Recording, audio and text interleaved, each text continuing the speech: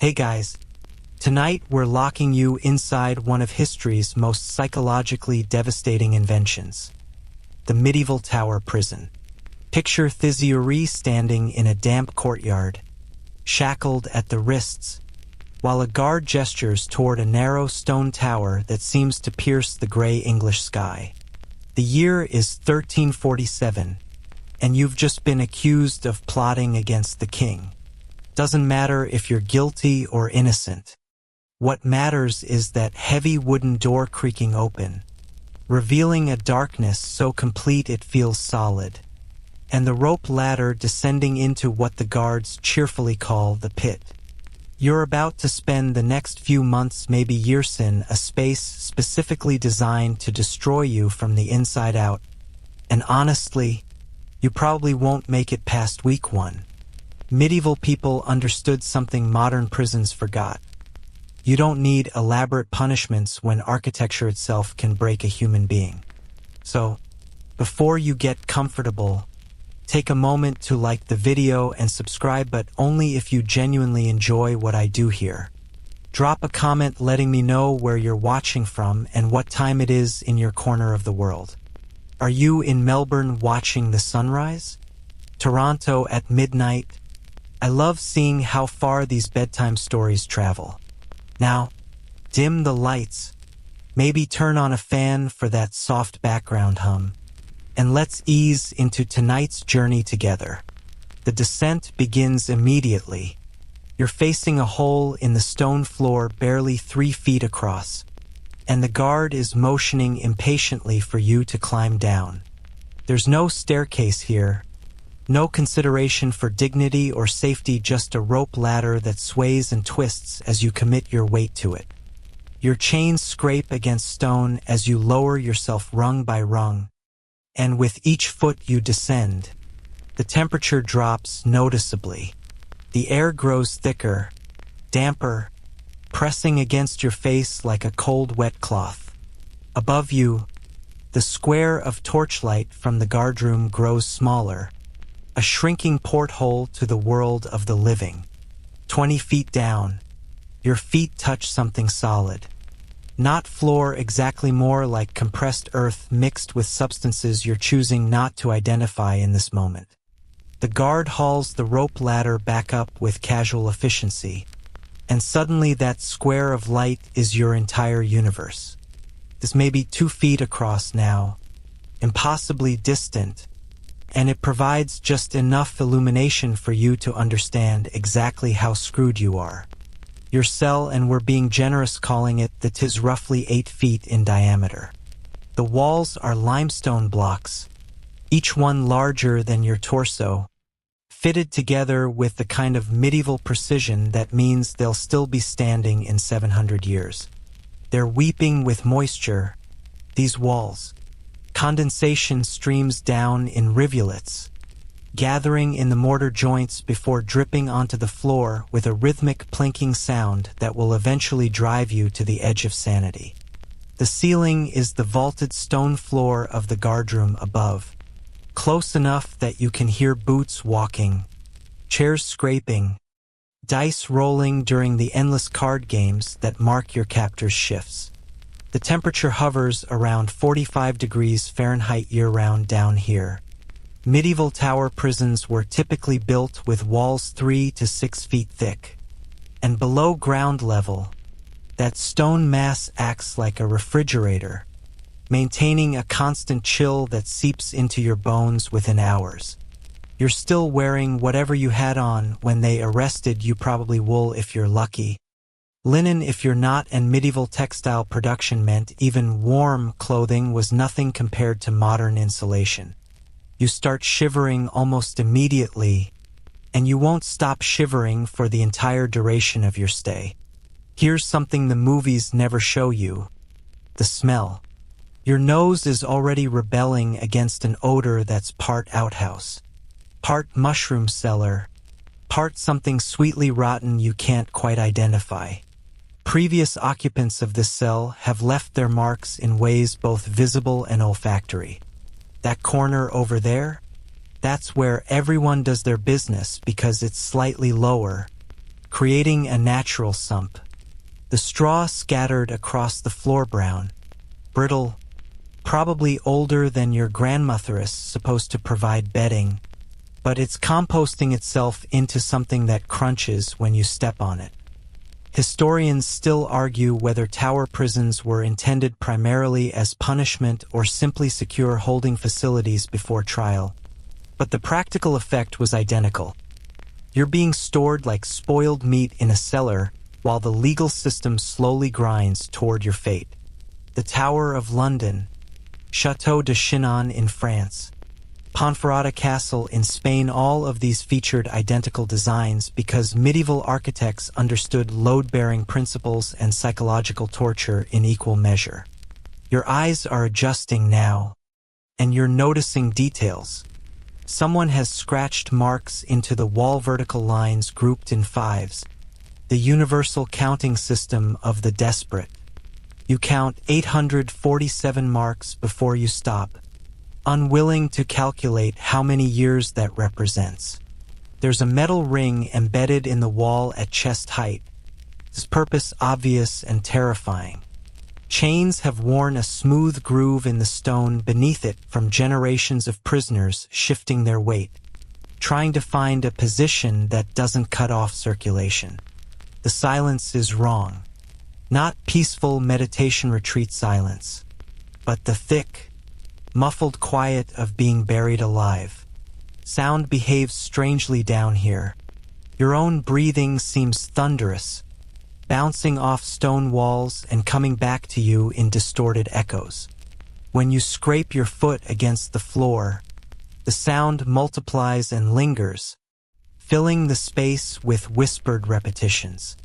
But sounds from outside, from the world of weather and birdsong and human commerce, those barely penetrate at all. You're in a sensory deprivation tank made of medieval engineering. Water is dripping somewhere you can't see. Drip, pause, drip, pause, drip. The rhythm is almost regular but not quite, which somehow makes it worse. That irregularity means you can't tune it out, can't let it fade into background noise. Each drop demands attention, announces itself, reminds you that time is passing in tiny, liquid increments. You try sitting, but the floor is so cold and damp it's like settling onto a block of ice. The moisture soaks through your clothing immediately, and you can feel it wicking upward through the fabric, spreading its chill across your lower back and thighs. You try standing, but there's nowhere to lean comfortably, and you're already exhausted from the trial, the arrest, the psychological shock of being thrown into this hole. You try pacing, but 8 feet of diameter gives you maybe 4 steps before you're forced to turn around, and the repetitive motion in near darkness becomes disorienting within minutes. Here's your first major problem. You can't get warm. Your body is burning calories trying to maintain core temperature in this 45-degree refrigerator, and you haven't eaten since morning. Shivering is an involuntary muscle response that consumes enormous energy, and you're shivering so hard now your teeth are chattering.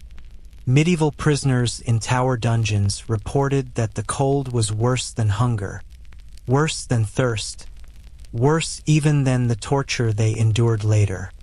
It's relentless, invasive, inescapable. The darkness is its own character in this space.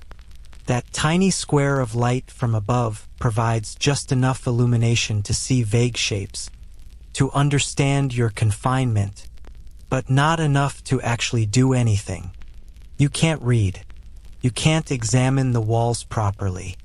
You can't pick the lice from your clothing or check the straw for rats before sitting. You exist in permanent twilight, your pupils dilated to maximum, straining for photons that aren't there. Your mind is already starting to play tricks. Was that movement in the corner, or just shadow shifting as the guard walked past the hole above? Is that breathing you hear, or the wind finding its way through some crack in the stonework? The human brain wasn't designed for this level of sensory deprivation. It's a pattern recognition machine suddenly deprived of patterns, and it begins manufacturing them from scratch, conjuring phantom sounds and phantom movements from pure nothing. Time has become meaningless already, and it's only been what? An hour? 2 hours? Without sunlight, without the normal rhythm of meals and activities, your circadian rhythm is about to go completely haywire. You'll sleep when exhaustion overwhelms you and wake in the same darkness, unable to tell if you've been unconscious for 20 minutes or 10 hours. Days will blur together into one long, cold, dark present tense. The Tower of London's underground cells were particularly notorious for this timeless quality.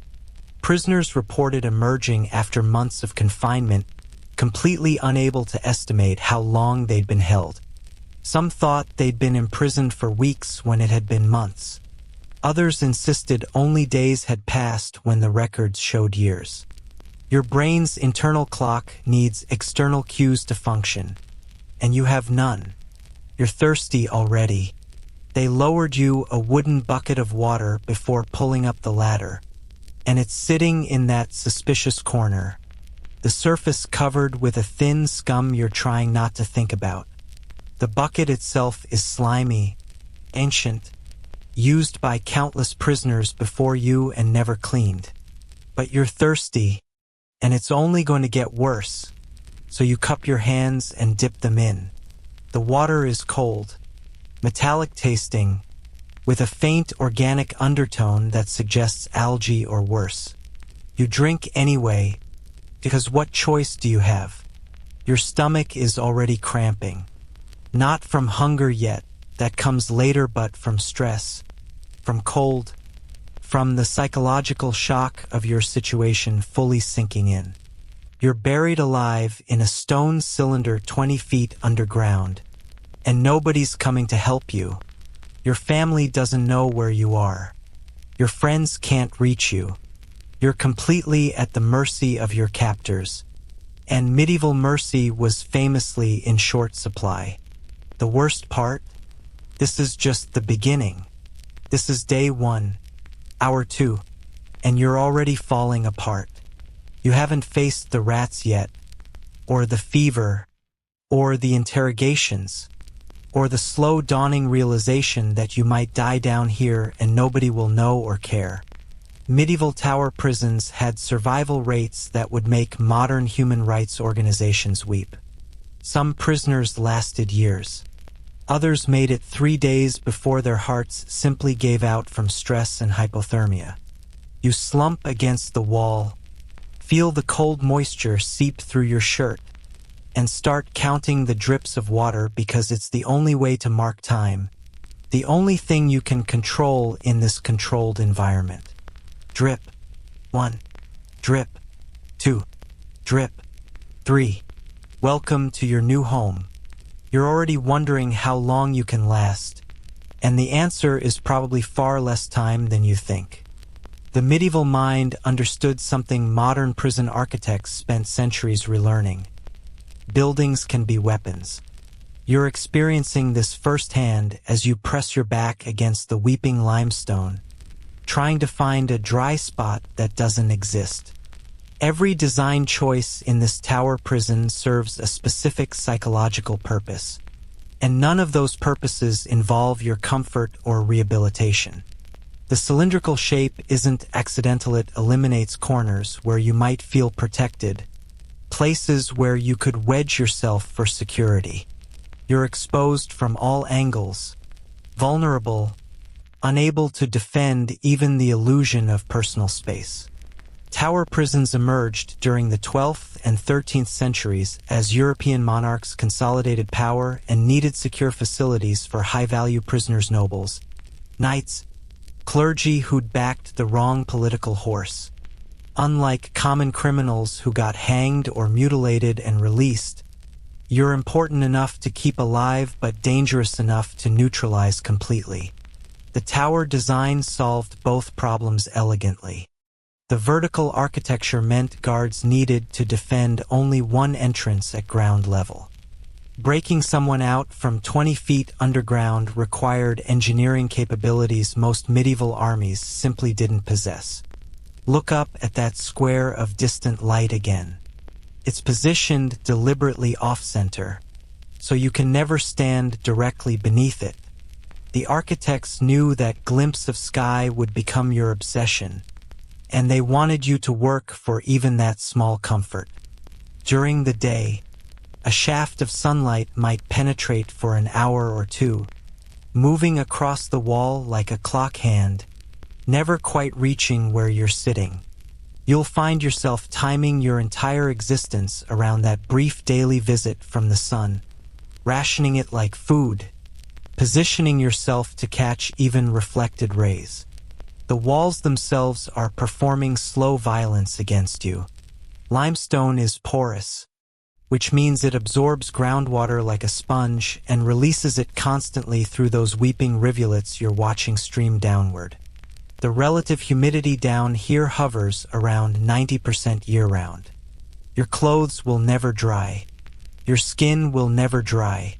You're essentially living inside a cloud, and the respiratory infections that causes will hit you within days.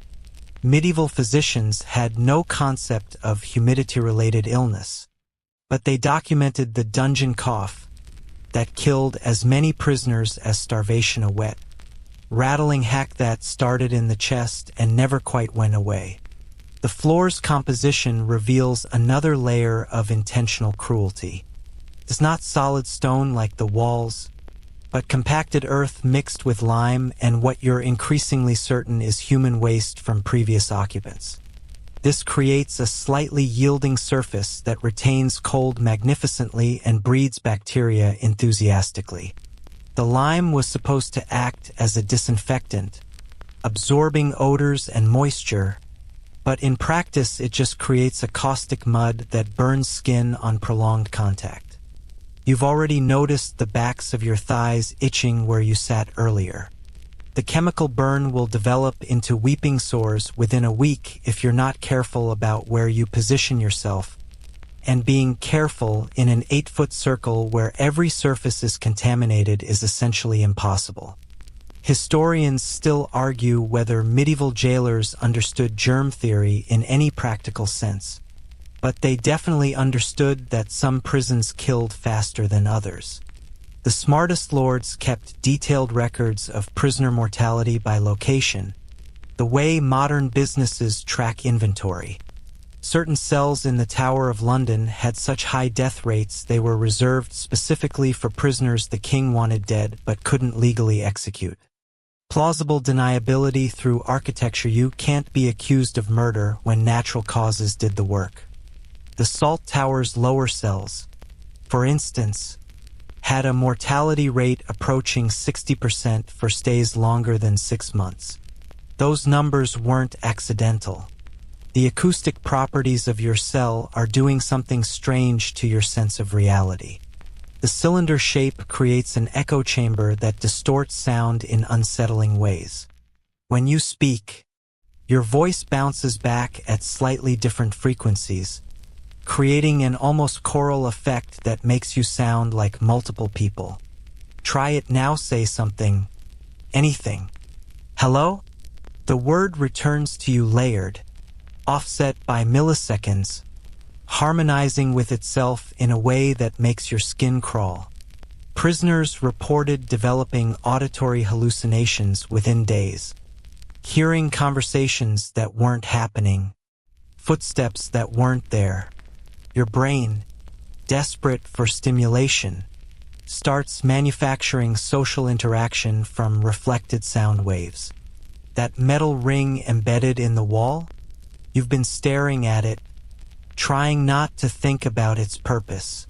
It's positioned at exactly the height where shackles would keep you standing but not comfortably too high to sit, too low to stand upright without straining. Medieval interrogators knew that stress positions worked faster than actual torture. Chain someone in an awkward position for 6 hours and their body does the torturing for you. The groove worn into the stone beneath that ring represents thousands of hours of human suffering. Metal links grinding against limestone as prisoners shifted weight from leg to leg, trying to find relief that never came.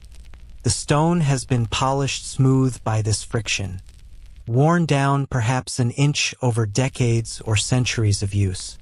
The temperature regulation here is brutally precise. That 45-degree constant isn't random, it's the natural temperature of Earth at this depth in Northern Europe. But here's what makes it devastating. It's cold enough to trigger hypothermia with prolonged exposure, but warm enough that you won't freeze to death quickly. You'll deteriorate slowly, losing body heat at exactly the rate your metabolism can almost compensate for, burning through your energy reserves day after day until you simply don't have enough fuel left to maintain core temperature. It's the thermal equivalent of waterboarding just enough to keep you alive while inflicting maximum suffering. Your body is already adapting in ways that will damage you permanently. Blood vessels in your extremities are constricting to preserve core heat, which means your fingers and toes are going numb. This isn't just uncomfortable, it's the first stage of trench foot and frostbite, conditions that will lead to tissue death if you're down here long enough. Medieval prison records casually mention prisoners losing toes, fingers, even entire feet to cold-related necrosis, described with the same bureaucratic indifference as recording food expenditures. Medieval tower prisons at sites like Warwick Castle and Chateau d'If featured ventilation shafts so narrow they'd never allow escape but provided just enough air circulation to prevent suffocation. The shaft above you isn't visible in the darkness, but you can feel it a faint, irregular breath of air that carries smells from the world above. Cooking meat, wood smoke, horse manure, rain. Each scent is a torture device, reminding you of the normal world continuing without you, meals being prepared you won't eat, fires warming bodies that aren't yours. Right now, somewhere above you, a guard is probably eating dinner roasted chicken, fresh bread, ale, and the smell is drifting down through that shaft, making your stomach clench with hunger you're trying to ignore. The lighting situation is another masterclass in psychological warfare. That square of light provides enough illumination to prevent total sensory deprivation, which would drive you insane quickly and waste the crown's investment in your imprisonment, but not enough to allow normal human activity. You exist in permanent dusk, your eyes constantly straining, developing headaches from the effort, your vision gradually degrading as your pupils stay dilated to maximum for weeks on end. Medieval prisoners who eventually emerged from tower dungeons often reported permanent vision problems, their eyes damaged by months of struggling to see in near darkness. Some described seeing halos around lights for the rest of their lives, their retinas scarred by the strain. You're noticing the graffiti now, really studying it for the first time. Not the scratch marks counting days, but actual carvings, initials, dates, crude drawings of saints and devils. Someone has etched an elaborate family crest into the stone near floor level, the kind of work that would have taken weeks of patient effort with a stolen nail or sharpened bone. The detail is remarkable. Tiny shields within shields, a motto in Latin you can barely make out in the dim light. Mors ultima ratio, death is the final argument. You wonder if the artist survived to see freedom or if this is his grave marker, his only legacy, this anonymous artwork in the dark. There are other messages too, scattered across the walls like a grotesque guestbook. John Ashby, 1486. God have mercy. Thomas Gray kept here 9 months. Remember me. The handwriting varies from educated script to barely literate scratches, suggesting this cell has held everyone from nobles to common soldiers. Some messages are in French, others in Latin, a few in languages you don't recognize. Each one represents a human being who sat exactly where you're sitting, carved their existence into stone, and then either walked free or died here. The statistical likelihood favors the latter option. The spatial dimensions of the cell are carefully calculated to prevent exercise. 8 feet of diameter gives you just enough room to pace, but not enough to actually stretch your legs or build any momentum. You can't run, can't jump, can't do anything that would maintain cardiovascular health or burn off the anxiety flooding your system. Your muscles will atrophy steadily. Your bones will weaken from lack of stress. And if you're ever released, you'll struggle to walk more than a few hundred yards. Medieval jailers knew that a weakened prisoner was a compliant prisoner, and they'd had centuries to perfect the dimensions that achieved maximum debilitation with minimum space. Stand up and try to stretch right now. Reach your arms out to the sides, your fingertips brush the walls before you're even halfway extended. Try to do a jumping jack. Can't? Can you? The ceiling's too low, the space too confined. Every natural human movement is constrained, frustrated, turned back on itself. You're a caged animal with just enough room to understand your captivity, but not enough to do anything about it. There's a drainage channel you've just discovered, a narrow groove carved into the floor that slopes toward one wall and presumably leads to some external outlet. It's clogged now with nameless sludge, but when it was functioning, it would have carried away excess water and waste. The fact that it's blocked means you're standing in several inches of accumulated liquid that never quite drains, never quite evaporates, just sits there breeding disease and filling the air with septic vapors. Your boots are already soaked through, and you can feel the cold water pressing against your toes with every step. The leather will rot within days, and then you'll be walking barefoot through this contaminated soup, picking up every bacterial infection and parasitic worm egg floating in the muck. The door, because there is technically a door, far above where the rope ladder wassies oak reinforced with iron bands, designed to withstand battering rams and fire.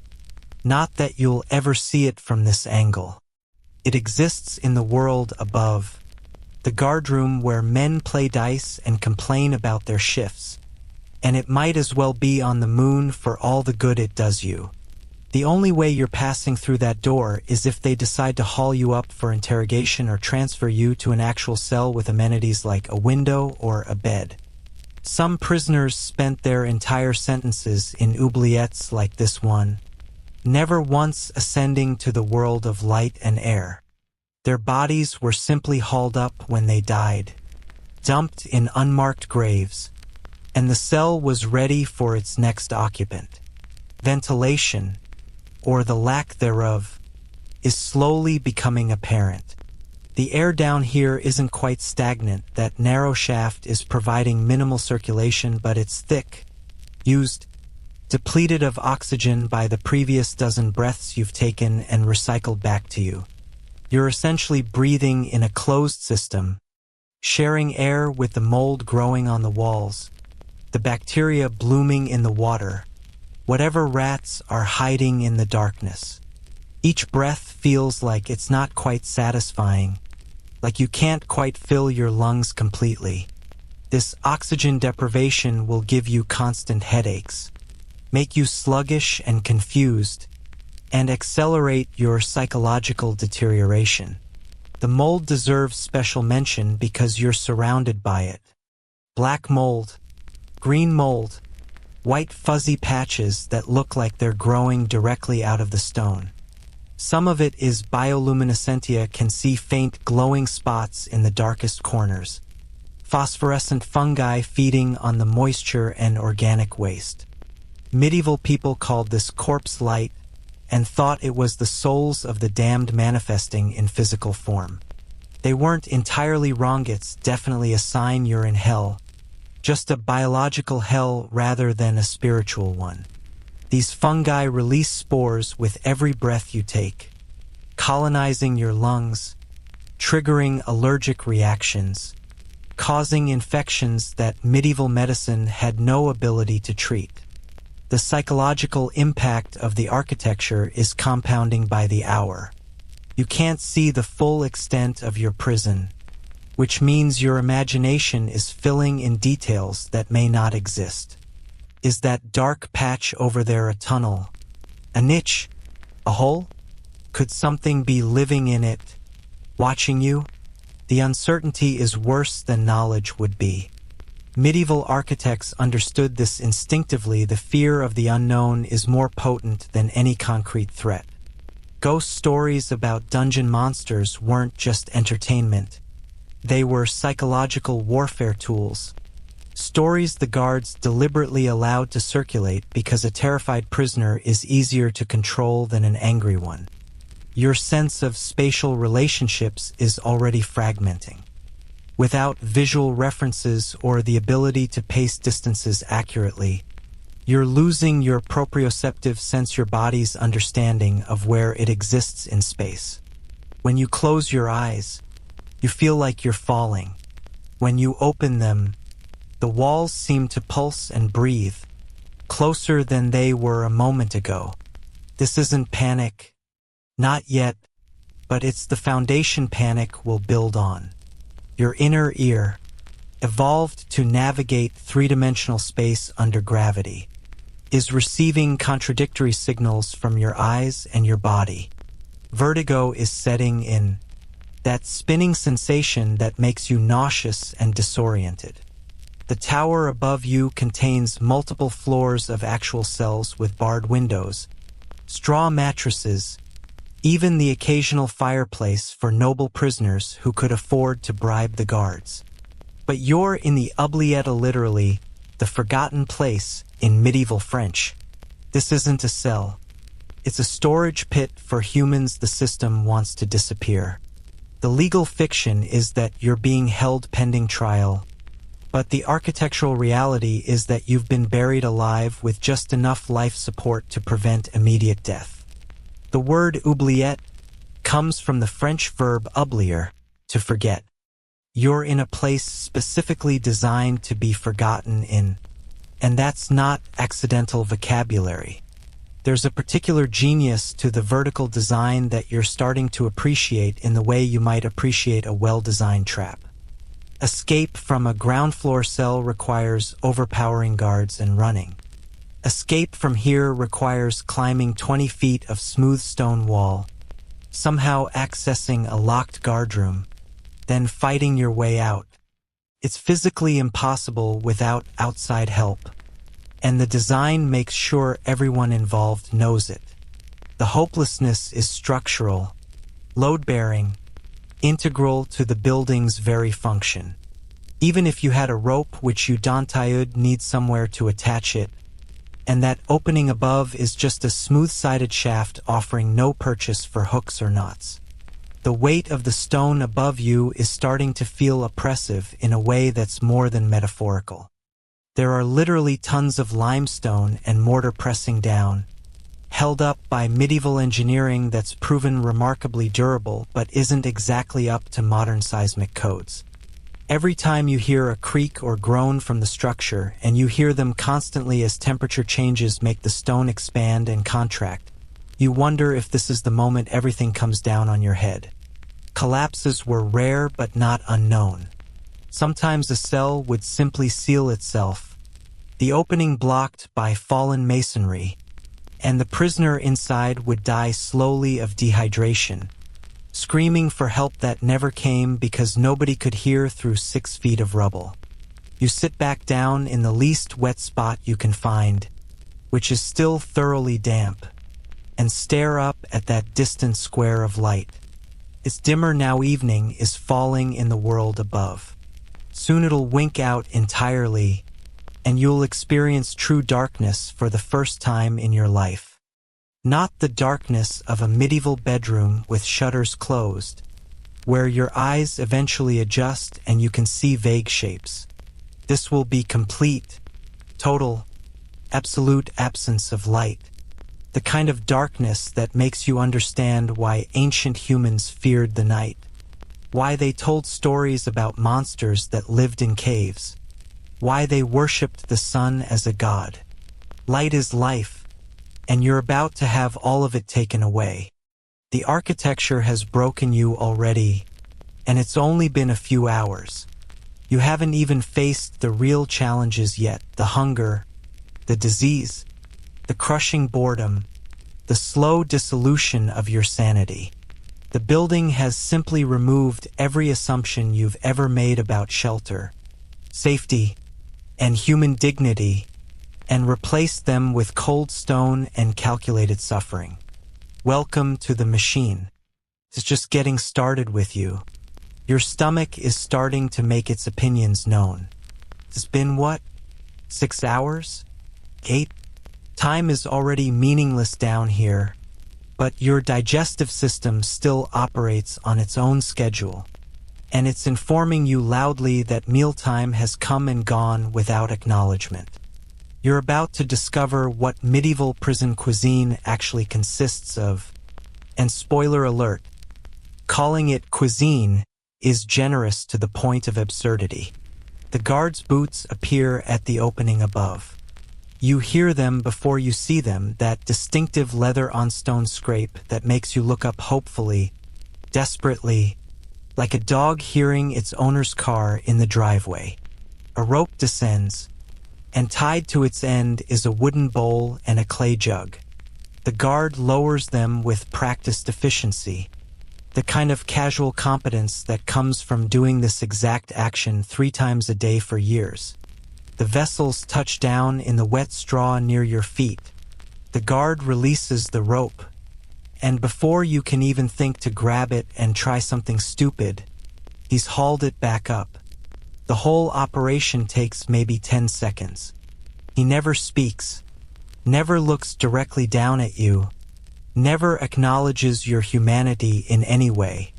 You retrieve the bowl and jug, and this is the moment where your expectations collide violently with medieval reality. The bowl contains what you're generously going to call bread. It's a hunk of dark, dense material roughly the size and weight of a river rock, and about as appetizing. This is maslin bread, a mixture of wheat and rye flour that was considered animal fodder in better times, now being served as human food because you're not exactly in a position to complain. The loaf is maybe 4 days old, rock hard, and speckled with green and white spots that indicate mold has already colonized significant portions of its surface. You try to bite it. Your teeth bounce off. This bread has the structural integrity of kiln-fired pottery, and attempting to eat it normally is like trying to chew through a wooden cutting board. Medieval prisoners developed techniques. You can soften it in water, assuming the water doesn't kill you first, or you can gnaw at it gradually like a beaver working through a tree trunk, letting saliva slowly dissolve the outer layers over the course of hours. Some prisoners lost teeth this way, molars cracking under the sustained pressure, leaving infected sockets that would abscess and potentially kill them through sepsis. The mold on the bread isn't just surface contamination, it's penetrated deep into the interior, visible in the cross-section where the loaf was torn from a larger batch. Some of this mold is relatively harmless penicillium, the same fungus that will eventually give humanity antibiotics. But you're about 600 years too early for that particular medical breakthrough. Other varieties are producing mycotoxins that will give you stomach cramps, diarrhea, and possibly hallucinations. Ergot contamination in rye bread was a serious problem in medieval Europe, causing convulsions, gangrene, and psychotic episodes. St. Anthony's fire, they called it, and it killed thousands annually. Your bread could be contaminated right now, and you'd have no way of knowing until the symptoms hit. Historians still argue whether prison authorities intentionally fed prisoners moldy bread, or if it was simply the inevitable result of bulk storage in damp conditions. But the practical effect was identically-eating fungus colonies, whether you like it or not. Scraping off the visible mold doesn't help because the mycelia have infiltrated throughout. Invisible networks of fungal threads breaking down the starches and proteins, transforming your food into something that's more petri dish than sustenance. You turn your attention to the jug, hoping for better news. You're disappointed. The liquid inside is technically water in the same way that sewage is technically water. It's brownish, turbid, with visible particles floating in suspension like a snow globe from hell. This is what medieval people called dungeon soup, water drawn from whatever source was closest and most convenient, usually a well that's been contaminated by the same drainage system that's supposed to be carrying away waste from the privies and, well, from cells exactly like yours. The jug itself is coated in slime on the inside, never cleaned between prisoners, seasoned with bacteria cultures that have been accumulating for decades. You smell it cautiously. There's a definite organic odor, earthy and slightly sweet in a way that turns your stomach. Dissolved minerals give it that brown tint, but you're hoping that's all it isn't. Dissolved feces, not decomposing matter from upstream corpses, not the runoff from the stable yards and butchering sheds. Medieval water systems were marvels of unintentional cross-contamination, with fresh water supplies routinely mixing with wastewater in ways that made cholera and dysentery the leading causes of death in urban areas. You drink anyway because what choice do you have? The taste is mineral-heavy, metallic, with an aftertaste that lingers unpleasantly on your tongue. Your body needs hydration more than it needs safe hydration, and this is what's on offer. Each swallow carries thousands of bacteria, E. coli, salmonella, giardia, parasites like roundworm and tapeworm eggs that will colonize your intestines and start competing with you for the meager nutrients you're consuming. Within days, you'll develop what medieval physicians called the bloody flux, dysentery that will leave you dehydrated, cramping, and wishing for death as you empty your bowels 20 times a day into that corner you've designated as the latrine. The quantity of food provided tells its own story. This single bowl of bread and jug of water represents your entire daily caloric intake. You're looking at maybe 600 calories if you eat every crumb, including the moldy bits. An adult male doing absolutely nothing but sitting still requires about 600 calories daily just for basic metabolic function. You're already operating at a massive caloric deficit, and it's going to get worse. Your body is going to start consuming itself first, the fat reserves, then the muscle tissue, eventually even breaking down organs to keep your brain and heart functioning. Medieval prison records are surprisingly detailed about food allotments, probably because food represented a significant expense and administrators needed to justify their budgets. The standard ration for a common prisoner was 1 pound of bread daily and water ad libitum, which sounds more generous than it was. That pound of bread was measured before it went moldy and rock hard, and the unlimited water came from whatever contaminated source was convenient. Noble prisoners could pay for better food, fresh bread, meat, cheese, but you're not a noble prisoner, are you? You're whatever political category gets you thrown in an oubliette, which means you get subsistence rations calculated to keep you alive but not comfortable. The nutritional deficiencies are going to hit fast. No fruits or vegetables means no vitamin C, and scurvy will set in within 3 months. Your gums will start bleeding, your teeth will loosen, old wounds will reopen as your body loses the ability to maintain connective tissue.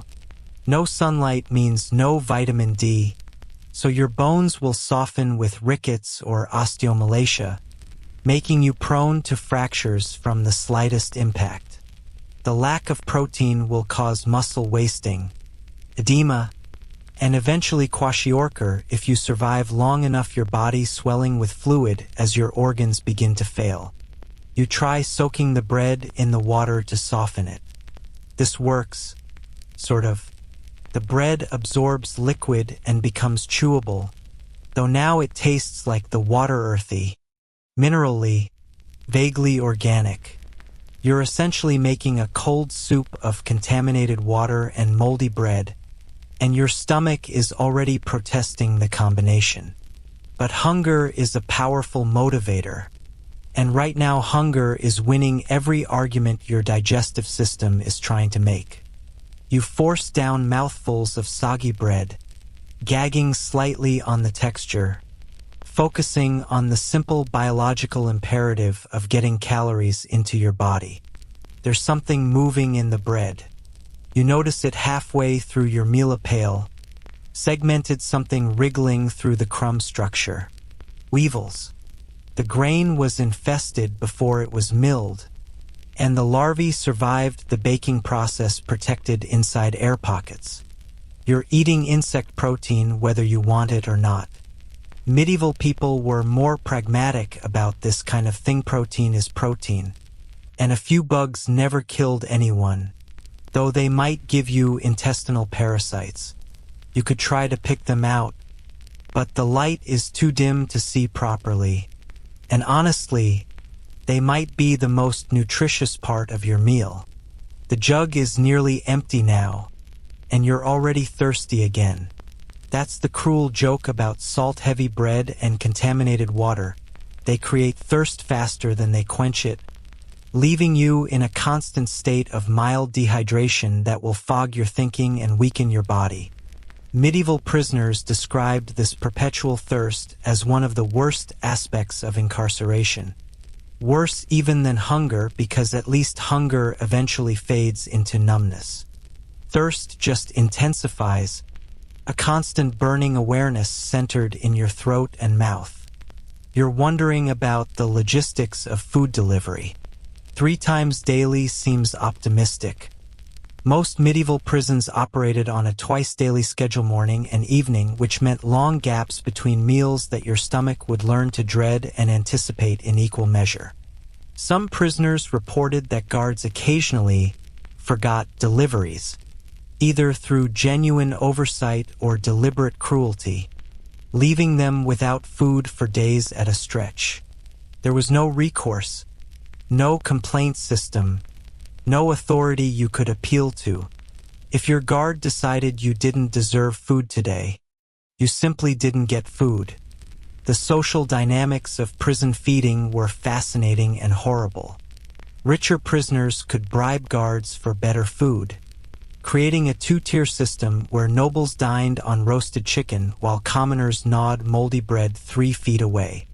Some guards ran profitable side businesses, smuggling in luxuries and charging extortionate prices. Others were true believers in the punishment aspect of imprisonment and deliberately made conditions worse than regulations required.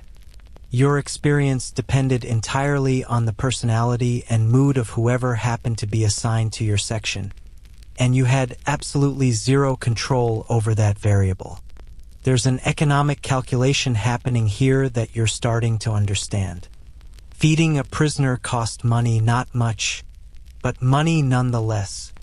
Every day you remained alive was another day of bread and water that had to be budgeted, allocated, delivered. From an administrative perspective, the ideal prisoner was one who died quickly enough to avoid becoming a long-term expense, but slowly enough to avoid awkward questions about care standards. The food provided existed in a sweet spot of minimal adequacy, calculated to sustain life at the lowest possible cost. You finish your meal, if we're calling it that, and set the bowl and jug aside. Your stomach is full in the purely mechanical sense that there's matter inside it, but you don't feel satisfied, don't feel nourished. You feel slightly nauseated, Actually, as your digestive system contemplates the challenge you've just presented it. Within an hour, you'll hear your intestines gurgling ominously as they attempt to process the bacterial payload you've consumed. Within 6 hours, you'll be experiencing your first bout of prison diarrhea, that watery urgency that will send you scrambling for your designated corner. The psychological impact of bad food extends beyond mere nutrition. Every meal is a reminder of your complete powerlessness, your utter dependence on people who view you with at best indifference and at worst active contempt.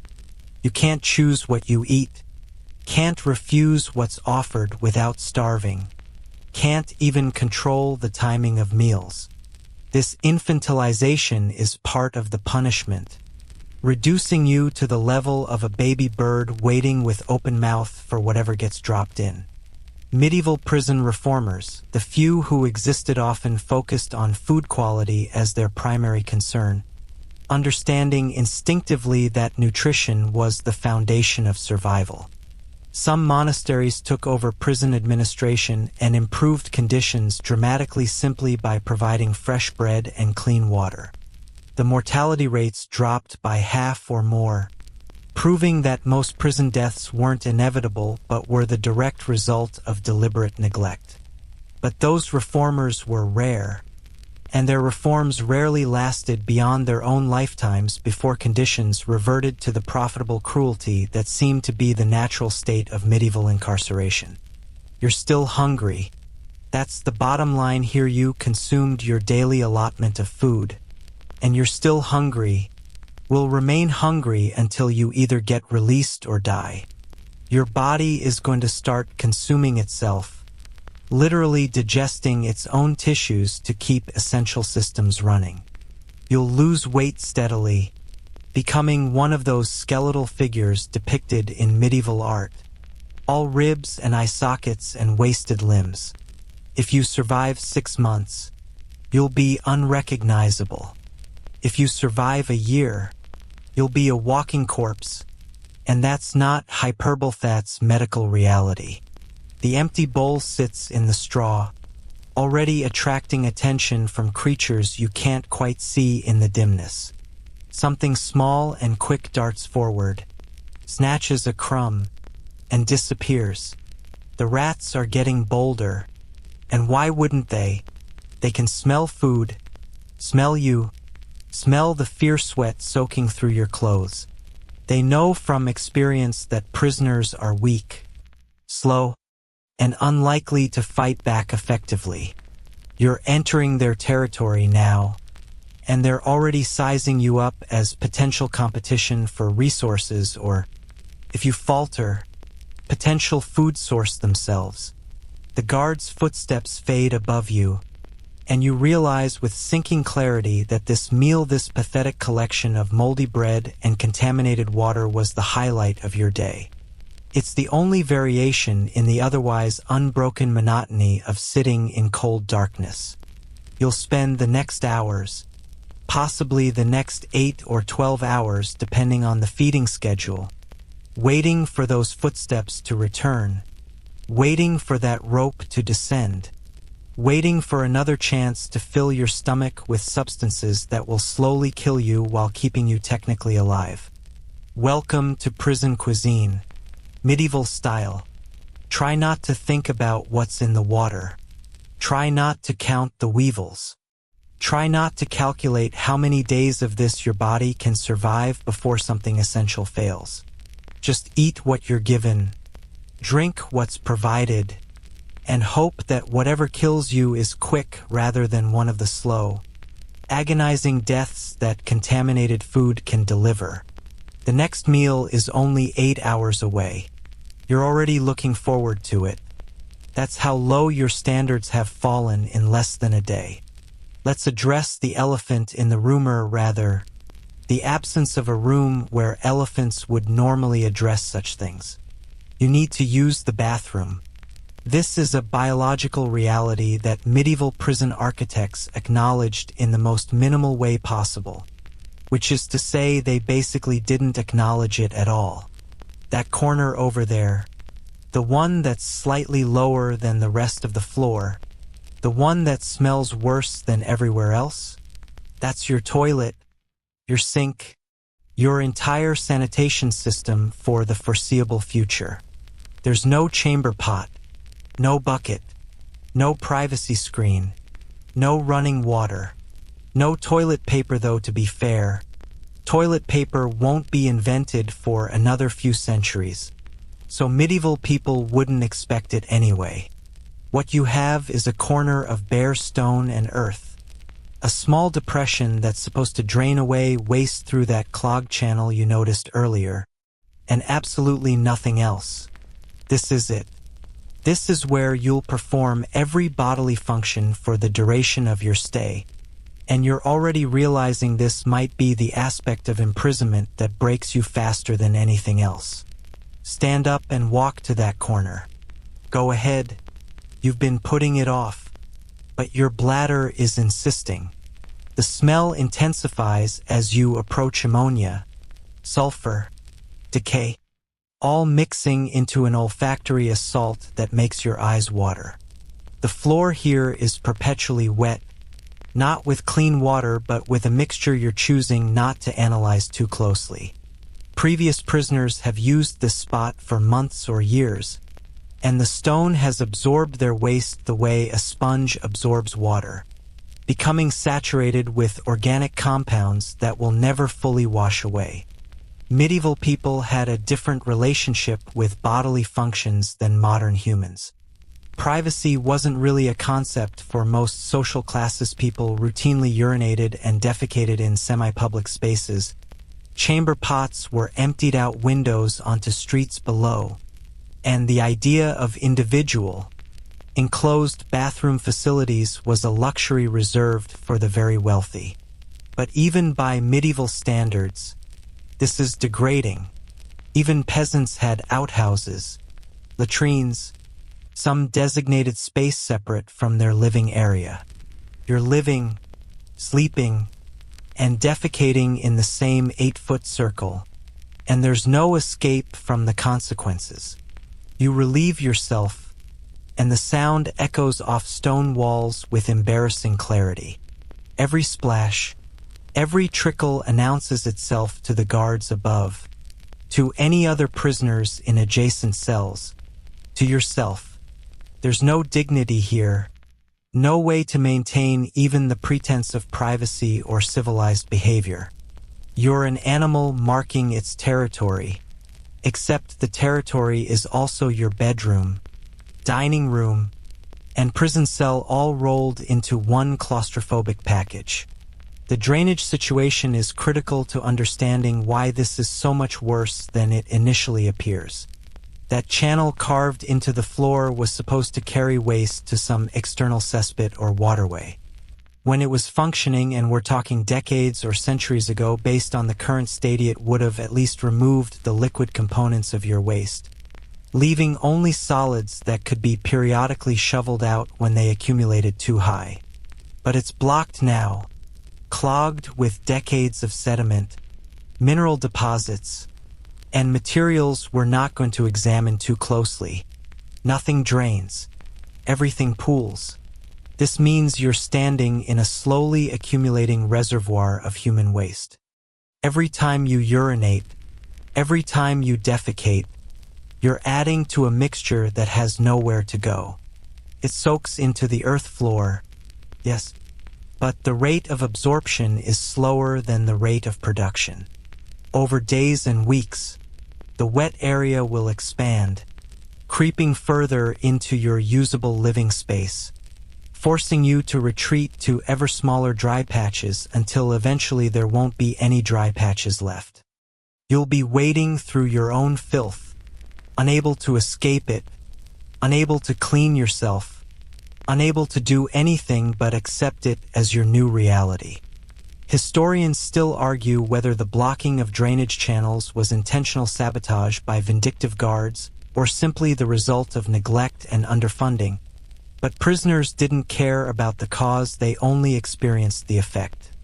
Some tower prisons had elaborate drainage systems that worked beautifully when maintained but became biological hazard zones when ignored. The Tower of London's underground cells, for instance, had channels that connected to the Thames, theoretically flushing waste away with tidal action.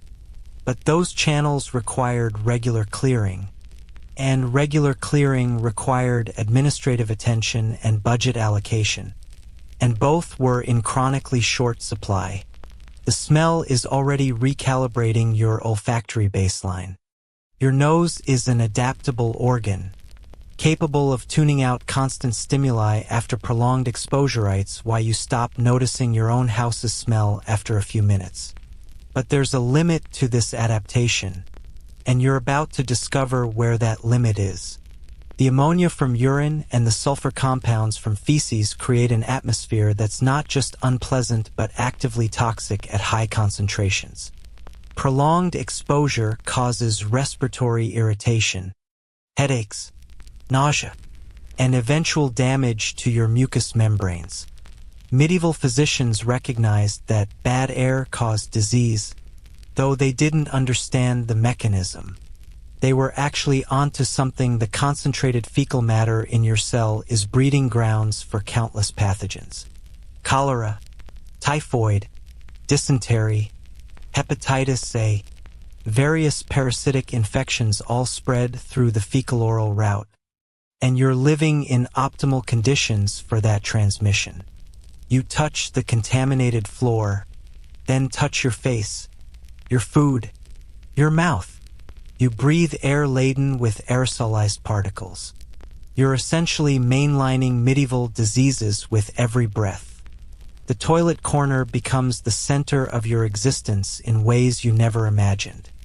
You time your activities around it, plan your sleeping position to be as far from it as possible, all 4 feet of maximum distance, and develop elaborate mental justifications for why it's not as bad as it seems. This is psychological self-preservation, acknowledging the full horror would be paralyzing, so you normalize it instead. It's not that bad. I'm getting used to it. At least I have a designated area. These lies keep you functional, keep you from curling into a ball and giving up entirely. Defecation becomes a multi-stage ordeal. First, there's the decision point. You feel the urge, but do you act on it immediately or wait until it's absolutely urgent? Waiting means suffering through cramps and discomfort, but immediate action means more frequent trips to the corner, more time spent near the smell, more opportunities to contaminate yourself. Medieval prisoners developed iron bowel control out of sheer desperation, training themselves to minimize bathroom trips the way modern people might try to minimize trips to a disgusting public restroom. Then there's the position logistics. You're squatting because there's nothing to sit on, balancing awkwardly in the darkness, trying not to touch the contaminated floor with your hands while maintaining stability. Your legs cramp from the position, your back aches, and you're hyper-aware of every sound echoing through the cell. Every possibility that a guard might look down at exactly this moment, catching you in the most vulnerable and humiliating position possible. There's no privacy, no dignity, just biological necessity being performed under conditions of maximum degradation. Cleaning yourself afterward presents its own impossible challenge. No toilet paper, obviously, but also no moss, no leaves, no cloth scraps, nothing but your own clothing, which you're reluctant to contaminate because you'll be wearing it continuously for months. Some prisoners tore strips from their clothes to use as toilet tissue, gradually reducing their garments to tatters. Others used straw from the floor, which was barely better than nothing and often left you more soiled than before. The really desperate simply didn't clean themselves, letting waste dry on their skin and crust in their body hair, becoming living embodiments of filth. The health consequences are immediate and severe. Fecal matter on your hands, your clothes, your skin. It's a bacterial paradise. Within days, you'll develop a persistent rash around your buttocks and genitals, the skin breaking down from constant exposure to irritating waste products. The rash will become infected, weeping sores that burn and itch but can't be properly treated. Medieval prison records casually mention prisoners with ulcerated fundaments, which is period medical terminology for their ass rotted off from sitting in their own shit. Not hyperbole, actual necrotic tissue death from prolonged contact with waste. The parasites deserve special mention because you're about to become intimately familiar with them. Intestinal worms, roundworms, tapeworms, pinworms all spread through fecal contamination, and you're living in optimal conditions for transmission. The life cycle is simple and horrifying. You ingest microscopic eggs from contaminated surfaces. They hatch in your intestines. Adult worms establish themselves and begin reproducing. They lay thousands of eggs daily that you excrete. The eggs contaminate your environment, and you ingest them again, perpetuating the cycle. Within weeks, you'll be hosting a thriving colony of intestinal parasites competing with you for the meager nutrition from your moldy bread. Pinworms are particularly maddening because they cause intense anal itching as the female worms emerge at night to lay eggs. You'll scratch in your sleep, getting eggs under your fingernails, then touch your face and mouth, reinfecting yourself constantly. Medieval people called this the worm disease and had zero effective treatments beyond prayer and increasingly desperate folk remedies. The itching alone was enough to drive prisoners insane. That constant, burning, impossible to satisfy urge to scratch located in the most awkward and embarrassing location possible. The psychological toll of living in your own filth cannot be overstated. Humans are remarkably fastidious creatures compared to other mammals. We evolved disgust responses specifically to avoid fecal contamination because it kills us so efficiently. Your brain is screaming at you that this situation is dangerous, that you need to clean yourself, that you need to get away from the waste. But you can't. There's nowhere to go. So your brain has to somehow reconcile this fundamental violation of human hygiene with the reality that this is your life now. And that reconciliation process involves psychological damage that will persist long after physical imprisonment ends. Some prisoners simply broke. They stopped caring about where they defecated, stopped trying to maintain the fiction of a toilet corner, started relieving themselves wherever they happened to be sitting. This descent into total hygiene collapse usually preceded death by a few weeks, the body following the mind's surrender. Infections overwhelming an immune system that had given up fighting. Guards recognized this progression and would often begin preparing paperwork for death notifications when they saw prisoners reach that stage. There's a gender dimension to this horror that's worth mentioning. Male prisoners had slightly easier time with urination logistics than female prisoners, purely as a function of anatomy. Women had to squat for all elimination, risking contamination with every bathroom trip, and menstruation added another layer of impossible hygiene challenges. Medieval prisons made no accommodation for menstrual needs, no rags, no cleaning facilities, nothing. Women simply bled into their clothing and dealt with the infections that inevitably followed. The mortality rate for female prisoners was notably higher than for males, and historians theorize that hygiene-related infections were a significant factor. You're back at your relatively dry spot now, as far from the toilet corner as 8 feet allows, and you can still smell it. You'll always be able to smell it. It'll permeate your clothes, your hair, your skin. When you finally emerge from the cellar, you emerge, you'll carry that smell with you for days despite washing. Other people will smell it on you and know where you've been, what you've endured. The smell is a marker, a brand, a permanent reminder of degradation that you can never fully wash away. The cruelest aspect is that this is entirely preventable. A simple bucket would solve 90% of the problem. A daily emptying schedule would eliminate the rest. The technology and knowledge existed. Medieval castles had elaborate garderobe systems with chutes that carried waste to external pits. But oubliette prisoners didn't get that consideration because the cruelty was the point. You were meant to suffer. You were meant to understand your powerlessness through the most visceral, degrading method possible, being forced to live in your own waste like an animal. Night is falling now, you can tell because that distant square of light is dimming and you're facing a new concern. You'll need to urinate during the night, but you won't be able to see the toilet corner. You'll be navigating by memory and smell in complete darkness, trying to aim for a specific spot you can't see, likely missing and contaminating more of your limited floor space. This nightly navigation becomes routine, becomes something you don't even fully wake for, sleepwalking through bathroom trips in the dark and discovering the evidence of your mistakes in the morning when light returns. The toilet situation in medieval tower prisons was, in many ways, more psychologically devastating than the physical torture that sometimes accompanied it.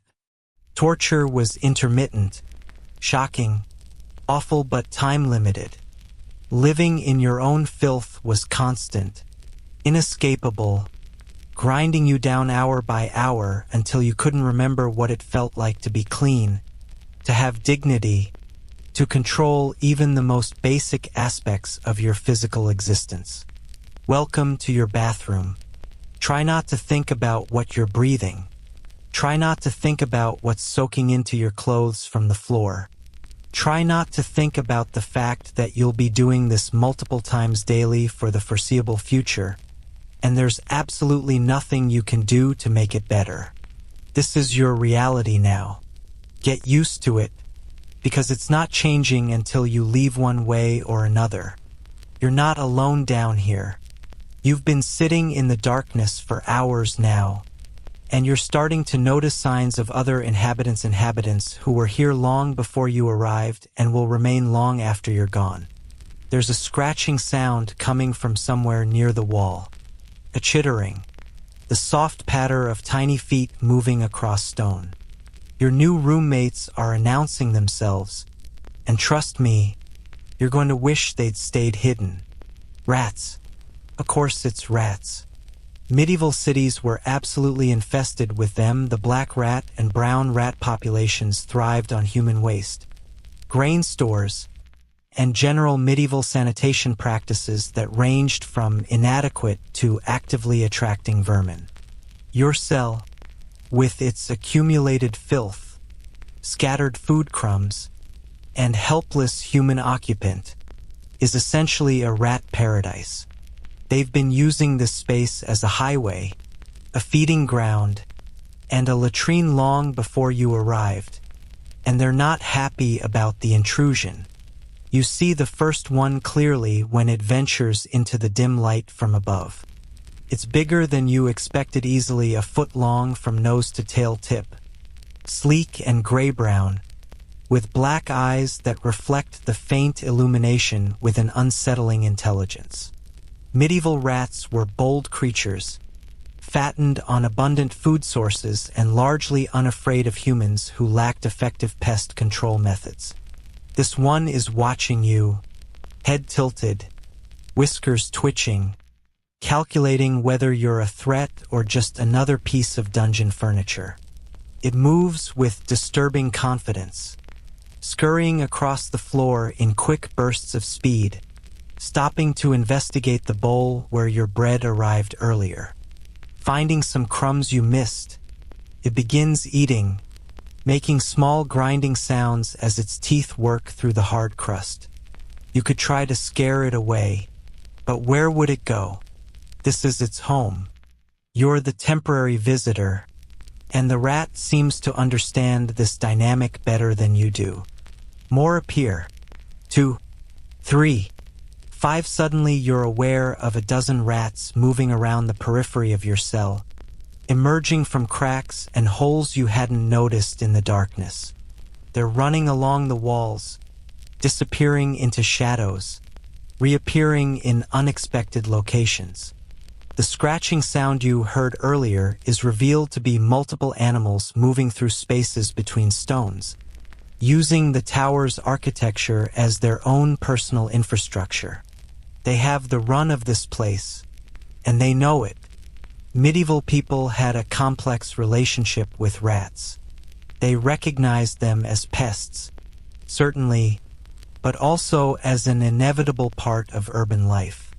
Cats were valued as rat catchers, but in a prison cell 20 feet underground, you don't get a cat. You get the rats, uncontrolled and multiplying. A breeding pair of rats can produce hundreds of offspring in a year, and this tower has probably housed continuous rat populations for decades or centuries.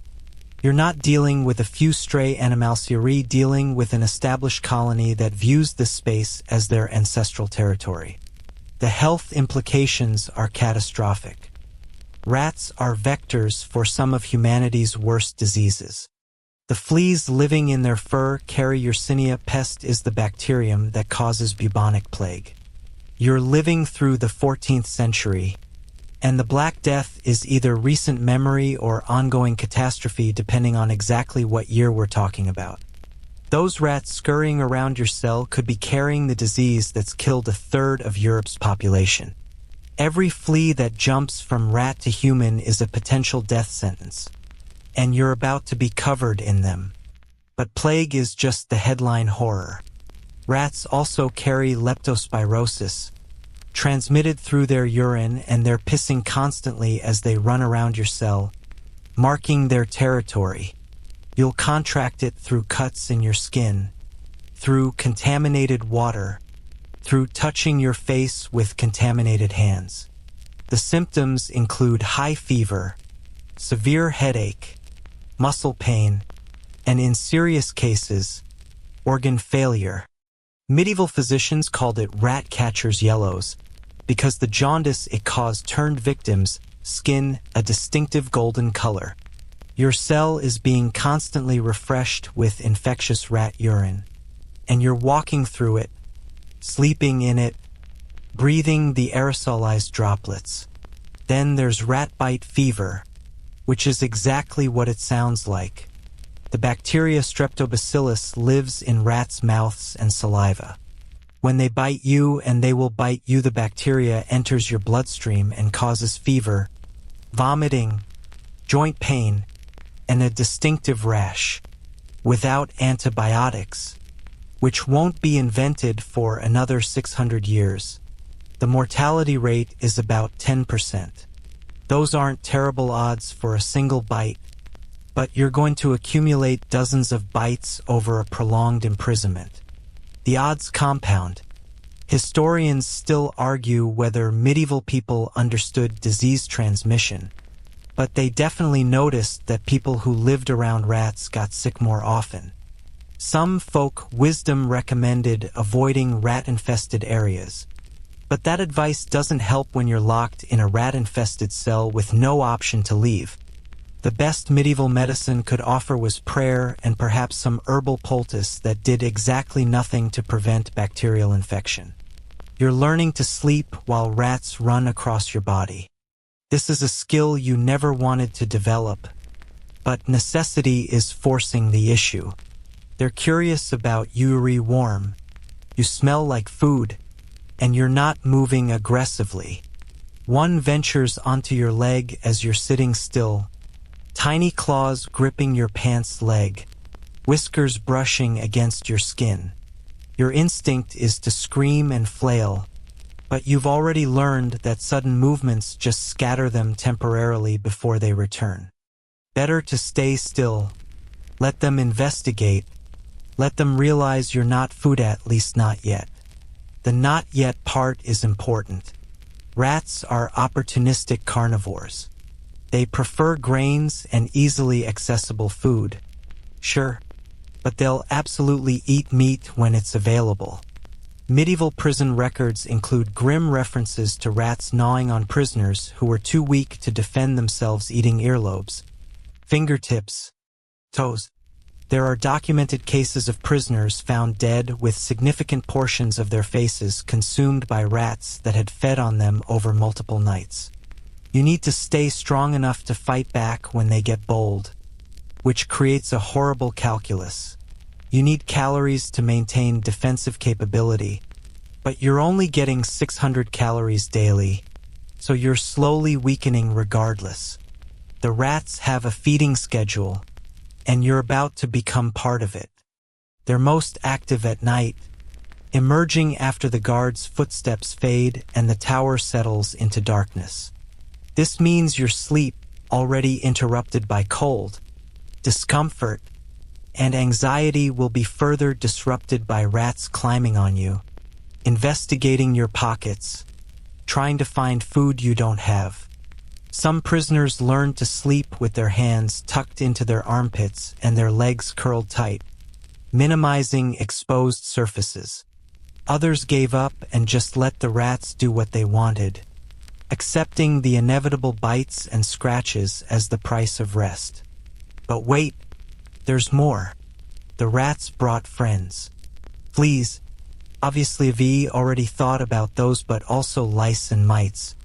Your body is about to become a mobile ecosystem supporting multiple parasitic species, all feeding on your blood, all reproducing enthusiastically in the warm darkness of your clothing and hair. Lice are already transferring from the straw you've been sitting on, crawling up your legs, taking up residence in the seams of your garments where they'll lay eggs and establish colonies. Body lice are different from head Lysitherae, larger, more aggressive, and they spread typhus, a disease that killed millions in medieval Europe. The bacteria Rickettsia prowazekii lives in lice feces. When you scratch a bite, you rub the infected feces into the wound, and the bacteria enters your bloodstream. Symptoms include high fever, severe headache, delirium, and a characteristic rash. The mortality rate without treatment ranges from 10 to 60% depending on the strain. You're going to be covered in lice within days, and every scratch is potentially giving you typhus. The itching becomes your constant companion. It's not the sharp pain of injury or the dull ache of cold, it's that specific maddening sensation of insects crawling on your skin, biting you repeatedly, triggering inflammation responses that make you want to scratch until you bleed. Medieval prisoners described the itching as worse than torture, worse than hunger, a relentless torment that never stopped because the lice never stopped feeding. You'll scratch in your sleep, wake up with blood under your fingernails, find fresh scratches on your body that you don't remember making. The mites add another layer to this parasitic nightmare. Sarcoptes scabies mitius, probably the worst. It burrows under your skin to lay eggs, creating intensely itchy tracts that become infected when you scratch them open. Scabies spreads through close contact, and the previous dozen prisoners who occupied this cell certainly had scabies, meaning the mites are waiting in the straw, in the stone crevices, ready to colonize fresh skin. The rash spreads across your body in characteristic patterns between fingers, around your waistline, in your armpit sand. The itching is so severe that prisoners have been known to scratch themselves bloody, creating open wounds that then become infected with bacteria from the filthy environment.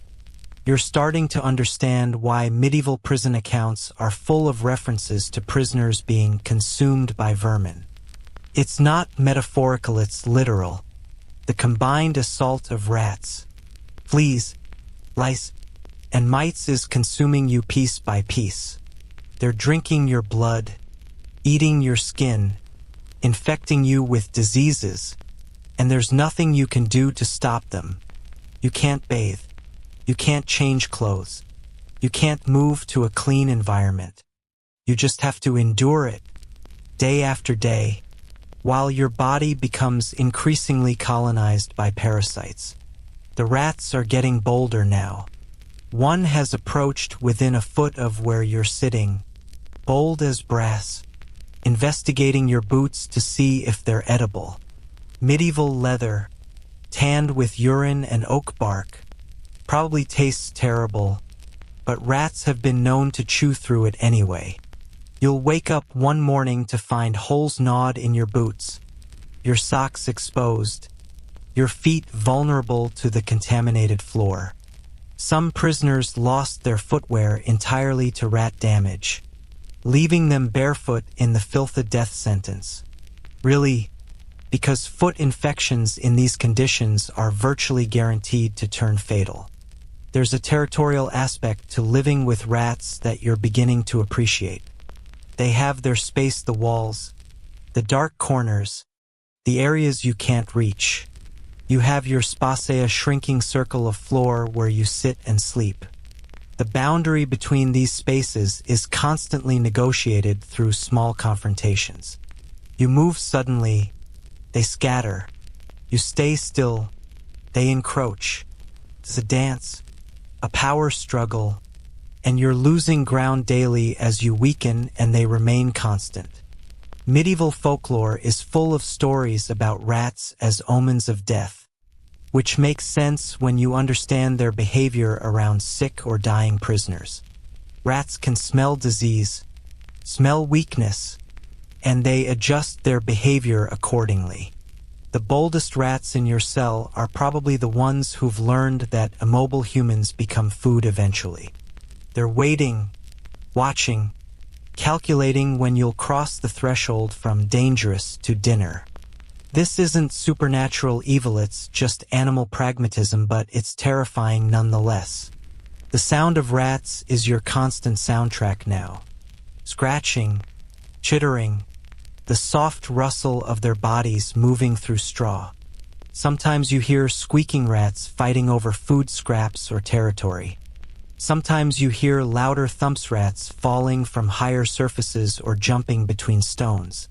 The sounds come from all directions, making it impossible to relax, impossible to let your guard down. Your nervous system stays activated, pumping adrenaline, keeping you in a state of constant low-level panic that exhausts you even when you're sitting still. You've noticed that the rats avoid the toilet corner. Even vermin have standards. Apparently, this creates a perverse safe zone. The most disgusting part of your cell is the only area not trafficked by rats. Some prisoners deliberately slept near their own waste to avoid rat attacks during the night. Can you imagine that calculation? Choosing to sleep in sewage because it's marginally safer than sleeping in the clean area where rats might bite your face? That's where you are now. That's the level of choice you're dealing with. The fleas deserve their own paragraph because they're about to make you intimately familiar with the phrase bite marks covering your entire body. A single flea can bite hundreds of times, and you're hosting dozens, probably hundreds of them. They prefer certain areas around your waist where clothing is tight, behind your knees, in your armpit sand. They feed continuously. Each bite creates a small red welt that itches intensely. Multiply that by several hundred bites, and you have a body that's essentially one continuous itch, one massive inflammatory response to parasitic assault. Flea bites become infected easily because you're scratching them with contaminated fingers in a contaminated environment. What starts as a small bite becomes a pustule, then an abscess, then potentially a serious infection if bacteria reaches your bloodstream. Medieval physicians recognized prison fever, probably a combination of typhus, infected wounds, and various other conditions, a distinct syndrome that killed prisoners at alarming rates. The treatment options were prayer, bloodletting, which made everything worse, and various herbal remedies that did nothing. You either survived or you didn't, and the odds weren't great. There's a rat sitting on your bowl right now, and you're too tired to chase it away. It's grooming itself, running tiny paws over its face in a gesture that's almost endearing if you can forget about the diseases it carries. Medieval people sometimes kept rats as pets, which seems insane until you remember that they didn't understand disease transmission and rats are actually quite intelligent and social animals. This one certainly seems comfortable, cleaning itself in your living space like it owns the place. Because it does own the place. You're just a temporary inconvenience.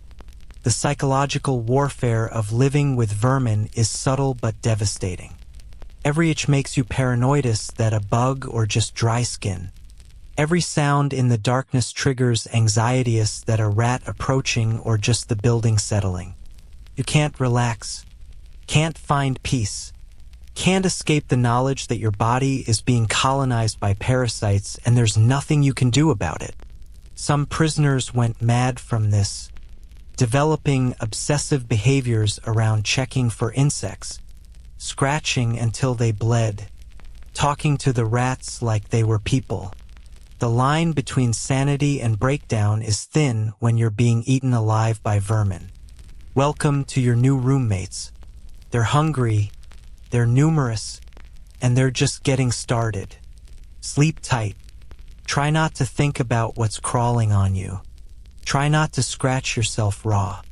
Try to maintain the strength to fight back when the rats get too bold. And remember, if you weaken too much, if you become too sick to move, they'll start eating you before you're fully dead. Medieval prisons are full of those stories. Sweet dreams. The screaming starts around midnight, or at least what you think is midnight, because time has become meaningless and you're just guessing based on how long the darkness has persisted. It's coming from somewhere above you, maybe one floor up, maybe two. Not the guardroom directly overhead, but somewhere else in the tower's vertical maze of cells and chambers. A man's voice, hoarse and ragged, pleading in French for something to stop. Then the pleading transforms into pure animal sound shrieks that don't even sound human anymore. The kind of noises you didn't know a human throat could produce. You're frozen in your corner, every muscle locked, listening to sounds that your brain absolutely does not want to process. The screaming continues for what feels like hours, but is probably only 20 minutes. Then it stops abruptly, cut off mid-shriek, and the silence that follows is somehow worse than the noise.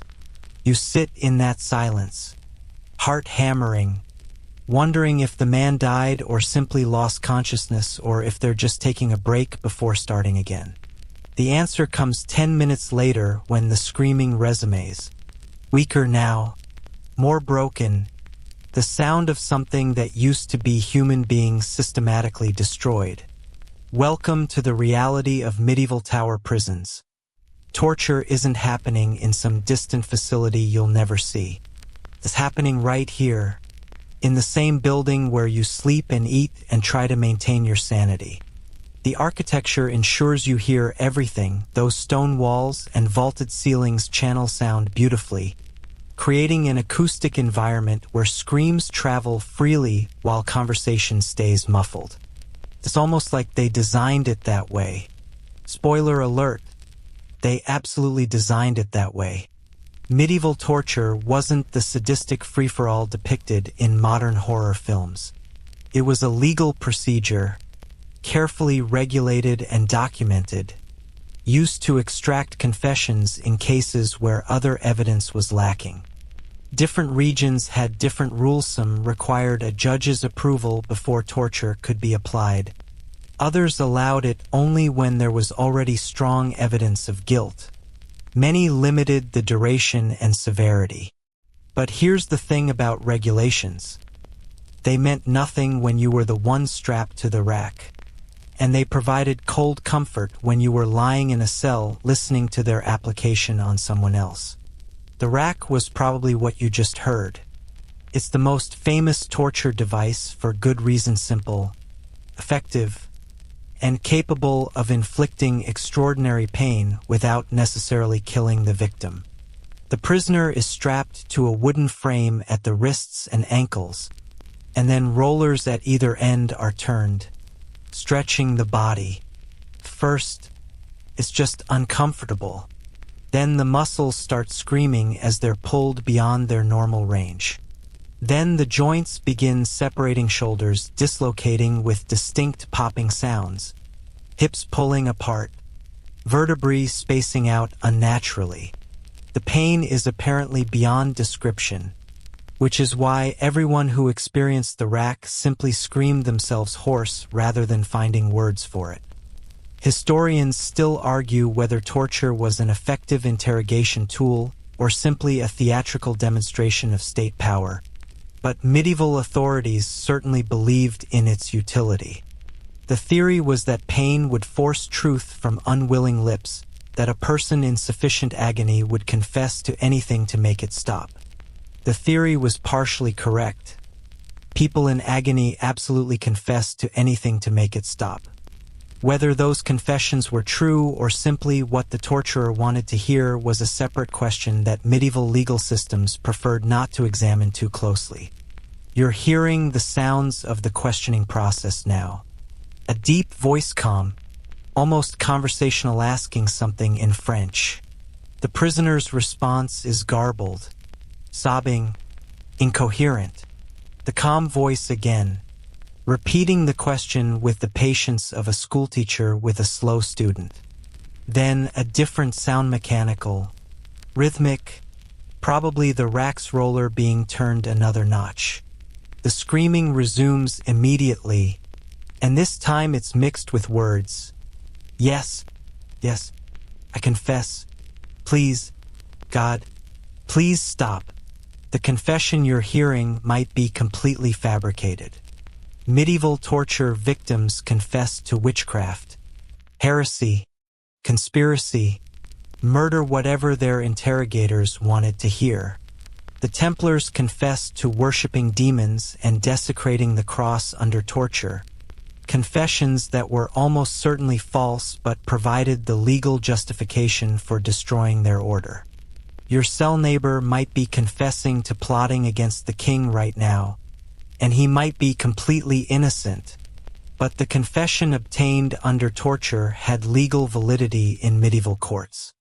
Once you said it, counted, regardless of how it was obtained. The psychological impact of hearing torture is insidious and deliberate. You're not just a prisoner, animoriere, an audience member in a theater of cruelty designed specifically to break your will before they even touch you. Every scream is a message. This could be you next. Every plea for mercy that goes unanswered is a lesson. Mercy is not available here. Every moment of silence between torture sessions is an opportunity for your imagination to fill in details that might be worse than reality, which is impressive because reality is already pretty horrible. Medieval interrogators understood anticipation as a torture tool. Sometimes they'd bring a prisoner to the torture chamber, show them the instruments, explain in detail what each one did, and then send them back to their cell without actually applying anything. The prisoner would spend days or weeks in mounting terror, imagination running wild, before being brought back for the actual session.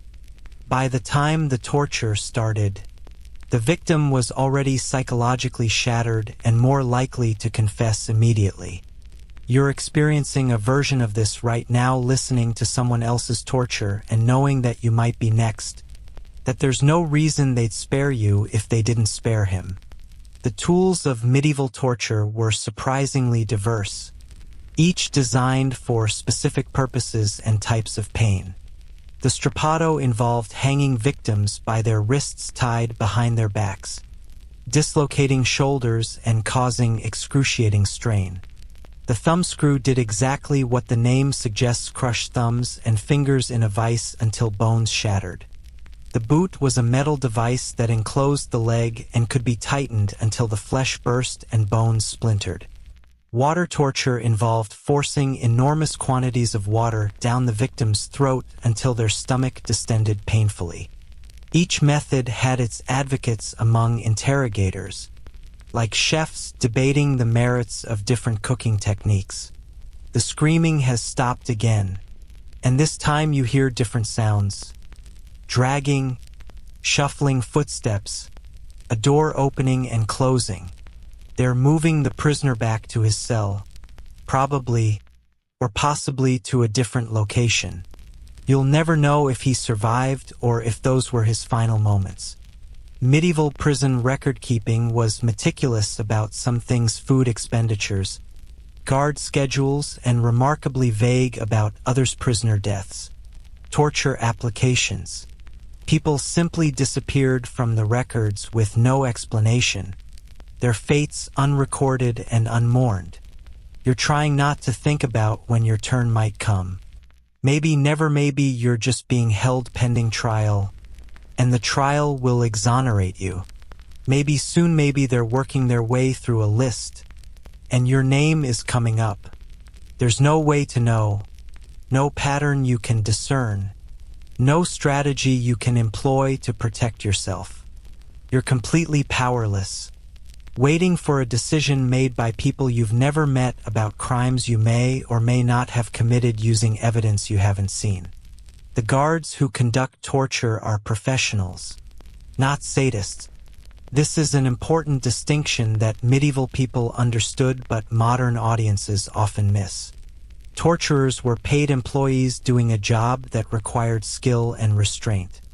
Apply too much pain too quickly, and the victim dies before confessing. Apply too little, and they don't break. The goal was to find the precise level of suffering that would extract a confession without killing the confessee, at least not immediately, because dead prisoners couldn't be executed publicly as examples to others. There were manuals for this, instructional texts passed between interrogators, describing optimal techniques and warning about common mistakes. The aftermath of torture was often worse than the event itself. Broken bones healed badly or not at all in an era before orthopedic medicine. Dislocated joints caused chronic pain and limited mobility for life. Psychological trauma, what we'd now call PTSD, was simply called melancholy or madness, and treated with prayer and occasional beatings to shock the system.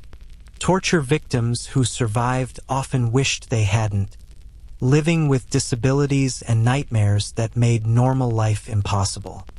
And then there were the infections, open wounds from restraints, torn flesh from stretching, all exposed to medieval hygiene standards, which is to say no hygiene standards at all.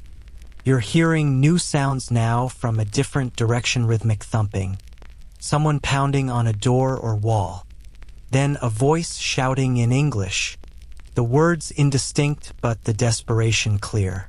Another prisoner, maybe one who heard the torture and is now panicking, demanding release or answers or just human contact. The shouting continues for a few minutes and then stops abruptly. You wonder if guards silenced him or if he simply exhausted himself. Either way, the message is clear. Making noise doesn't help, doesn't bring rescue, just wastes energy you can't afford to waste. Medieval law had specific requirements about who could be tortured and under what circumstances.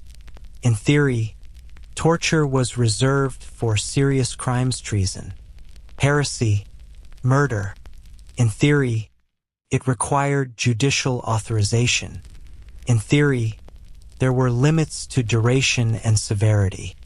But theory and practice diverged significantly, especially in royal prisons where the king's justice operated with minimal oversight.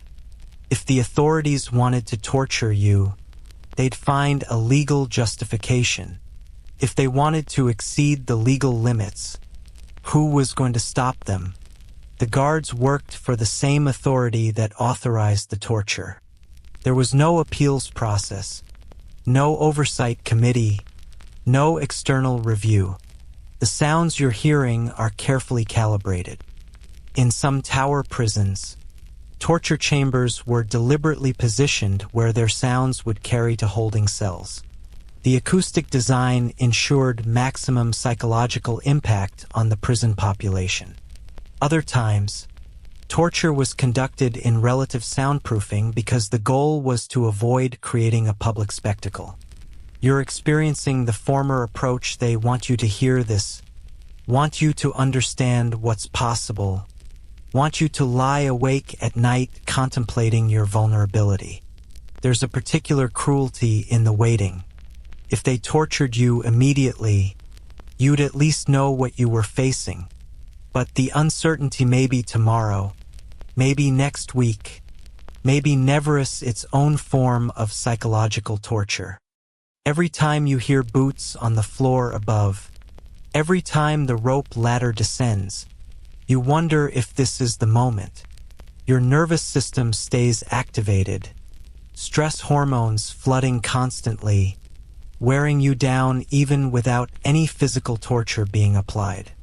You're being tortured by the possibility of torture, which requires no equipment and leaves no marks but is devastatingly effective nonetheless.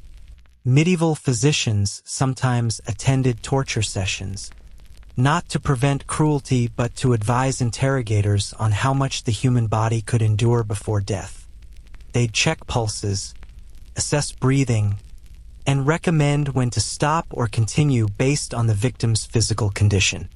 This medical oversight was presented as a humanitarian safeguard but functioned mainly to optimize suffering, ensuring victims survived long enough to provide full confessions before either dying or being released to execution. The Hippocratic Oath apparently had some fine print about royal interrogations being exempt. You're cold, hungry, covered in vermin bites, sitting in the dark listening to evidence of human cruelty that makes all your other problems seem almost trivial. Almost. Because here's the thing, the torture, as horrible as it is at least time-limited. They can only rack someone for so many hours before the body gives out. But your conditions, the cold, the hunger, the filth, the vermin, those are continuous, unending, grinding you down every moment of every day. Torture is the acute crisis. Imprisonment is the chronic disease. Both will kill you, just at different speeds. The tower has fallen silent again. The torture session is over, or at least paused. You're left with your thoughts, which is somehow worse than the distraction of screaming. Your imagination is running wild, picturing instruments you've heard about: the wheel, the Iron Maiden, the brazen bull. Some of these were probably mythical, exaggerated in folk tales and propaganda, but you don't know which ones. For all you know, they're all real and waiting in a chamber one floor above, ready to receive your body when your turn comes. Historians still argue about the prevalence of torture in medieval justice systems, some emphasizing legal restrictions and limited use, others pointing to widespread application and minimal accountability. The truth probably varies by region, time period, and specific circumstances. But from your perspective, sitting in a cell listening to screams, the academic debate is irrelevant. Torture is real. It's happening right now, and you're close enough to hear every moment of it. That's your reality, and no amount of historical nuance changes it. The screaming starts again, a different voice this time. A woman's voice, which somehow makes it worse. You didn't know they held women in this tower. Didn't know they applied torture to female prisoners, though logically there's no reason they wouldn't. Medieval justice was remarkably egalitarian in its cruelty. Women, men, Even children could be tortured if the legal circumstances warranted it. This woman is screaming in a language you don't recognize, possibly German or Dutch, and the foreignness of it makes it even more disturbing, more alien, more proof that this tower holds people from everywhere and spares no one. You curl up in your corner, hands over your ears, trying to block out the sounds. It doesn't work, the stone walls conduct too well. The screams find you anyway. You'll carry these sounds with you forever, assuming you survive. They'll return in nightmares, echoing through your memory at unexpected moments. A permanent reminder of human capacity for inflicting suffering. The torture is destroying someone else's body right now, but it's also destroying a piece of your humanity, your belief in mercy or justice or basic human decency. That destruction is collateral damage, but it's intentional collateral damage.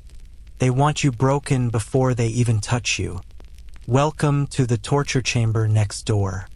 Try to sleep through the screaming. Try not to imagine yourself in those sounds. Try not to wonder when they'll come for you. And remember, what you're hearing might be the relatively humane version, the legal torture applied according to regulations. Some prisoners weren't afforded even that minimal protection. Some prisoners simply disappeared into rooms where anything was permitted and nothing was recorded. Count yourself lucky you're only listening to the screams and not making them. Yet, you've lost track of what day it is. Actually, that's not quite accurate. You never had track of what day it is to begin with. There's no calendar in your cell, no method of marking time beyond scratching lines into stone, and you're not even sure how long you've been here. 3 days? 5? A week? Your sense of chronology has completely dissolved, replaced by a timeless present that stretches infinitely in all directions. Welcome to temporal disorientation, medieval edition, where your brain's internal clock gets thrown into a blender and served back to you as psychological soup. The problem starts with light, or rather the almost complete absence of it. That tiny square opening 20 feet above you provides maybe 2 hours of direct sunlight daily, assuming it's not cloudy, assuming the angle is right, assuming the season cooperates. The rest of your existence unfolds in darkness so complete that your visual cortex starts firing randomly, creating phantom images to compensate for the lack of actual input. You're seeing things that aren't there, flashes of light, geometric patterns, sometimes entire scenes that play out like hallucinations before dissolving back into black. Your circadian rhythm, that internal 24-hour cycle regulated by light exposure, has gone completely haywire. Humans evolved to sleep when it's dark and wake when it's light, but you're always in the dark, so the signals are scrambled. You sleep when exhaustion overwhelms you, which might be after 6 hours of wakefulness or 16. You wake up with no idea whether you've been unconscious for 20 minutes or 10 hours. Time has become elastic, stretching and compressing unpredictably, and your brain has no anchor points to restore normal perception. Medieval people actually understood this problem better than you might expect. They didn't have the scientific vocabulary to explain circadian rhythms or photoreceptors, but they observed that prisoners in dark cells became confused and erratic. Some monasteries that ran prisons tried to maintain regular schedules, bells ringing to mark prayer times, meals delivered at consistent intervals specifically to help prisoners maintain temporal orientation. But oubliettes like yours received no such consideration. You're in sensory deprivation conditions that modern torture researchers would recognize as psychologically devastating. You've tried counting to keep track of time. 1 Mississippi, 2 Mississippi, 3 Mississippi, all the way to 86, 400, which is the number of seconds in a day. You made it to maybe 3,000 before losing focus, forgetting your count, having to start over. Then you tried again and lost count even faster because the act of counting is mind-numbingly boring and you're exhausted. Underfed brain simply won't maintain focus on such a repetitive task. Counting is theoretically possible but practically useless as a timekeeping method. The isolation amplifies the temporal confusion. Humans calibrate their sense of time partly through social interaction conversations. Meals together, coordinated activities. You have none of that. Nobody talks to you. The guards drop food and disappear without speaking. You haven't heard a human voice directed at you in how long? Days? You're starting to talk to yourself, just to hear human speech. But that's creating its own problems because you're also starting to answer yourself, having full conversations with imaginary interlocutors who sound increasingly real. Your memory is fragmenting in disturbing ways. Events that happened or that you think happened are losing their sequential order. Did you hear the torture screams before or after the last meal delivery? Was it yesterday that you noticed the new rat? Or 3 days ago? The memories exist, but they're floating free, untethered to any chronological framework, jumbled together like puzzle pieces from different boxes. Your brain literally cannot construct a coherent timeline because it lacks the basic temporal data needed to organize experiences into before and after. Historians still argue whether medieval jailers understood that temporal disorientation would occur, or if it was just an accidental byproduct of cost-saving dungeon design. But the practical effect was the same prisoners lost their grip on time, which corroded their grip on reality. Some medieval prison accounts describe prisoners who insisted they'd been imprisoned for decades when records showed only months. Others claimed mere days had passed when years had elapsed. The subjective experience of time became utterly divorced from objective measurement. The darkness does something peculiar to your perception of duration. Activities that should take minutes feel like they're taking hours. You reach for the water juga simple movement that might take 3 seconds, and it feels like an epic journey, your arm moving in slow motion through thick air. But then you'll sit down intending to rest briefly, and suddenly it's somehow later and you don't know how much time passed. Time is compressing and expanding randomly, and you have no way to tell which version is accurate. You've started experiencing microsleeps without realizing it. Your brain, desperate for rest but unable to determine when it's appropriate to sleep, is simply shutting down for a few seconds at random intervals.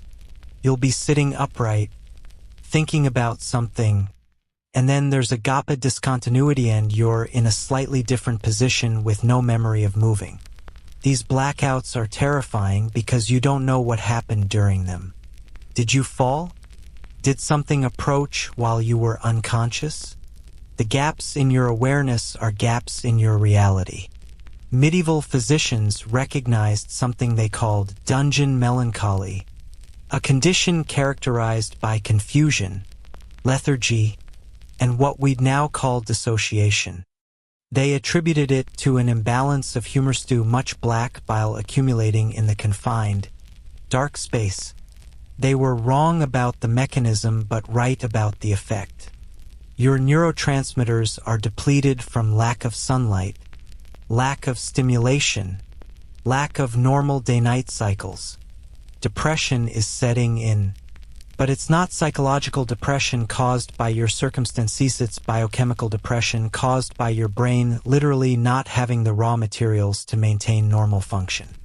The absence of clocks seems obvious as a problem, but the absence of any temporal markers at all is what's really destroying you. No sunrise, no sunset, no church bells ringing the hours, no roosters crowing at dawn, no market sounds at midday, no curfew bells at night. The external world continues its rhythms, but you're sealed away from all of them, floating in a timeless void where nothing marks the passage of moments into minutes, into hours, into days. You try to use bodily functions as a clock. Hunger arrives in cycles, so that should mark time, right?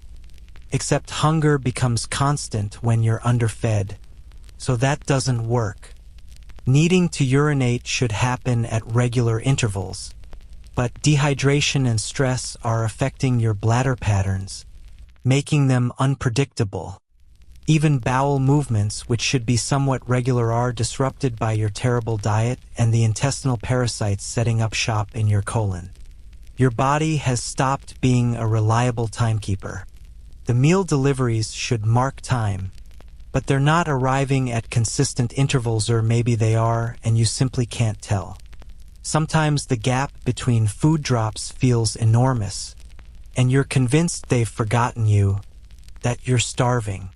Other times, the bowl has barely been delivered and emptied before the next one arrives, and you're confused because you don't feel hungry yet. The objective schedule might be perfectly regular, but your subjective experience is chaos. There's a particular horror in not knowing how long you've been imprisoned. If you knew 30 days, you could count down, maintain hope, plan for an endpoint, but some amount of time that might be 3 days or might be 3 weeks is unbearable. You can't plan around it, can't pace yourself, can't maintain psychological resilience because you don't know if you're in the first 10% of your ordeal or the last 10%. The uncertainty is its own torture device, more effective than anything mechanical. Your dreams are becoming indistinguishable from waking reality. You have vivid, detailed dreams about being rescued, about sunlight and fresh air, about meals that taste good. Then you wake up and you're still in the cell, and you can't actually be sure you woke up. Maybe you're still dreaming. Maybe this entire imprisonment is a nightmare you'll eventually wake from. Or maybe your whole life before imprisonment was the dream, and this dark, cold reality is what's real. Without external validation, without anyone to confirm your perceptions, you're starting to question what's real at all. Medieval prisoners who were eventually released often couldn't reintegrate into normal time-oriented society. They'd show up late for appointments because they'd lost the ability to estimate duration. They'd wake at random hours because their sleep cycle was permanently damaged.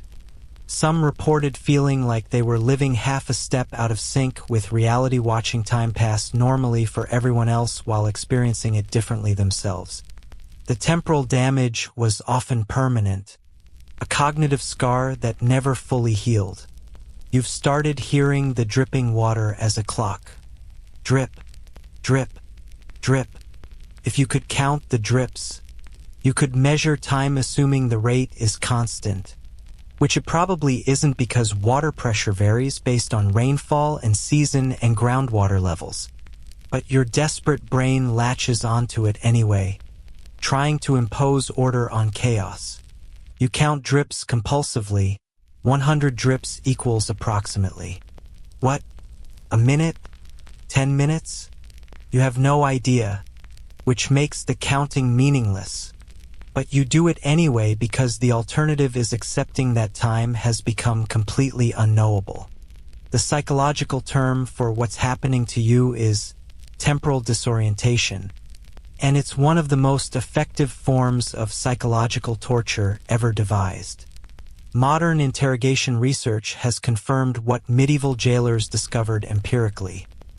Destroy someone's sense of time, and you destroy their ability to maintain identity, plan for the future, or resist interrogation. You become unmoored from yourself, floating in an eternal now where past and future are equally vague concepts. Historians still argue about whether extended isolation in darkness constitutes torture or simply imprisonment, but the neurological effects are indistinguishable. Your hippocampus, the brain region responsible for memory and spatial navigation, is literally shrinking from lack of stimulation. Your prefrontal cortex, responsible for planning and executive function, is degrading. These aren't metaphorical changes. They're physical alterations to your brain structure that neuroimaging would reveal if you were in an MRI machine instead of a medieval oubliette. You're trying to remember what day you were arrested. Was it a Monday? A Thursday? You can't remember, which means you can't count forward to know what day it is now. You're trying to remember the date, the actual calendar date. October something? November? The memory is there but slippery, slipping away every time you try to grasp it. Your brain is prioritizing survival over record keeping. And the first things to go are the contextual details that would allow you to maintain temporal continuity. The seasons are passing outside. Probably. Trees are budding or losing leaves. Temperatures are rising or falling. But you'll never know because your cell maintains its constant 45-degree chill year-round. You could be imprisoned through an entire summer and never feel warmth. You could live through a winter without experiencing frost. The seasons that structure life for everyone else are simply absent from your reality. Another temporal marker erased. You've started experiencing time paradoxes that make no logical sense but feel absolutely real. You're certain you've been here both forever and for no time at all. Both perceptions are simultaneously true in your subjective experience. You've lived entire lifetimes in this cell and also just arrived moments ago. Your brain is producing contradictory temporal narratives because the normal mechanisms for constructing a single, coherent timeline have completely broken down. Medieval philosophers wrote about the nature of time, whether it was an objective reality or a subjective perception, whether the present moment was infinitesimally small or had duration, whether time could be experienced differently by different observers. They were asking these questions in warm libraries with sunlight streaming through windows, treating time as an intellectual puzzle. You're living the answers in a dark hole underground, and the answer is, time is whatever your brain says it is, and your brain is lying to you constantly now. The rope ladder descends, or did it descend hours ago and you're only just noticing?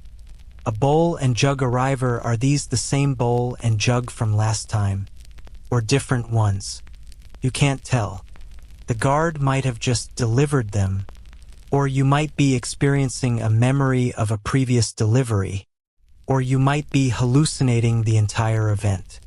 Reality is becoming negotiable, and time is the first casualty of that negotiation. You're losing yourself in the timelessness.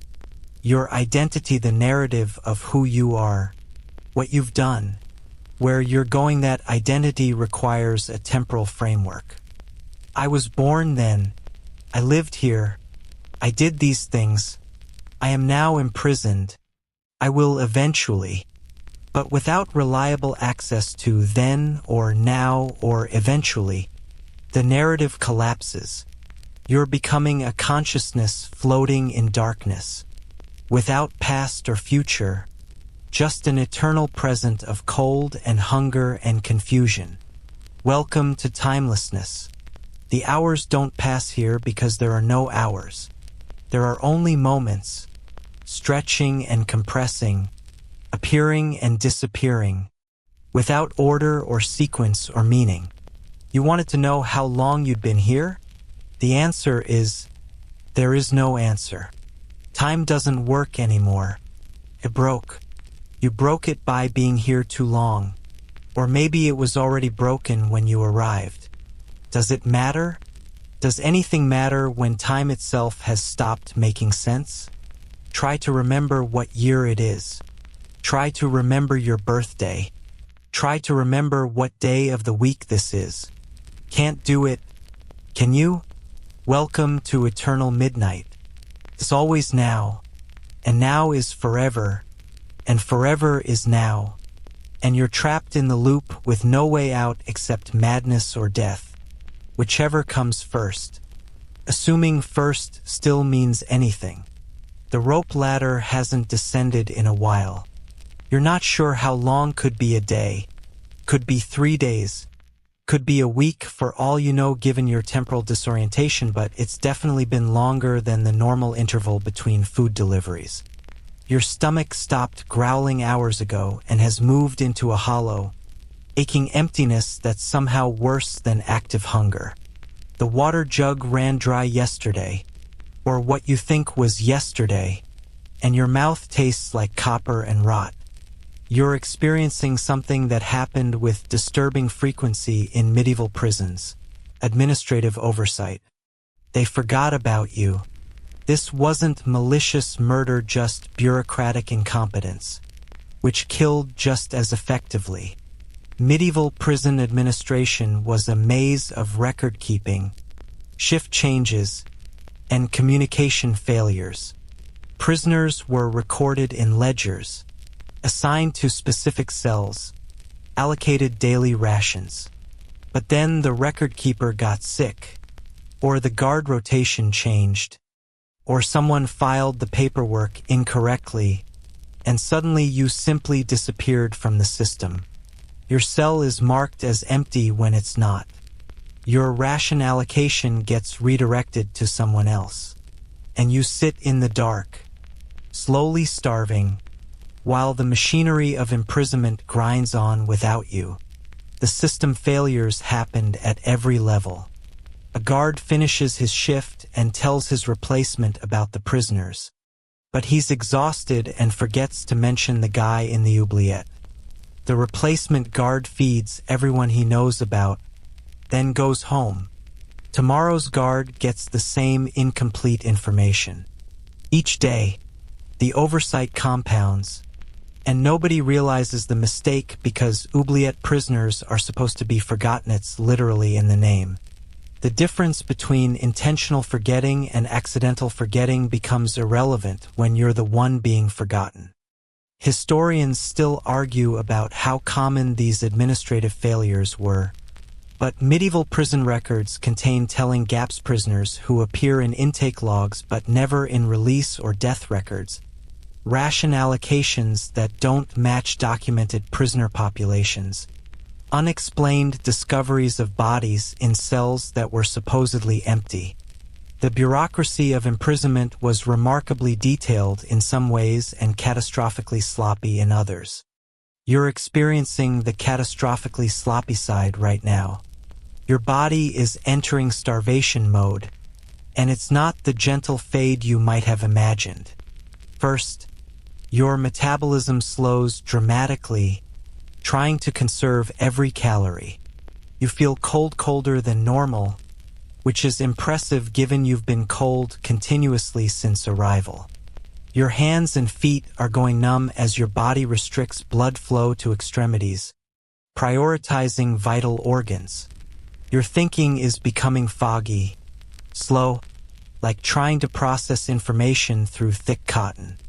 This is your brain running on minimal power, shutting down non-essential functions to keep you alive a little longer.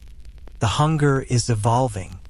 It started as stomach pain, then moved to a hollow ache, and now it's becoming something else entirely: a weakness that pervades your entire body. Your muscles feel like they're dissolving. Standing up requires enormous effort. Coordinated movement is becoming difficult, and you're spending more time lying down because vertical orientation demands energy you simply don't have. Medieval physicians described this stage as consumption, the body consuming itself, and they were remarkably accurate. Your muscles are being broken down for protein.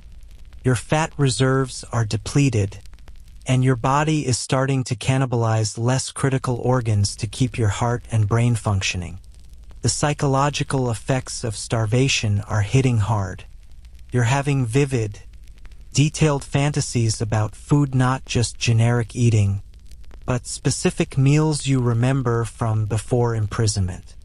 Your mother's bread, warm from the oven, roasted chicken with crispy skin, fresh apples in autumn, cheese, butter, honey.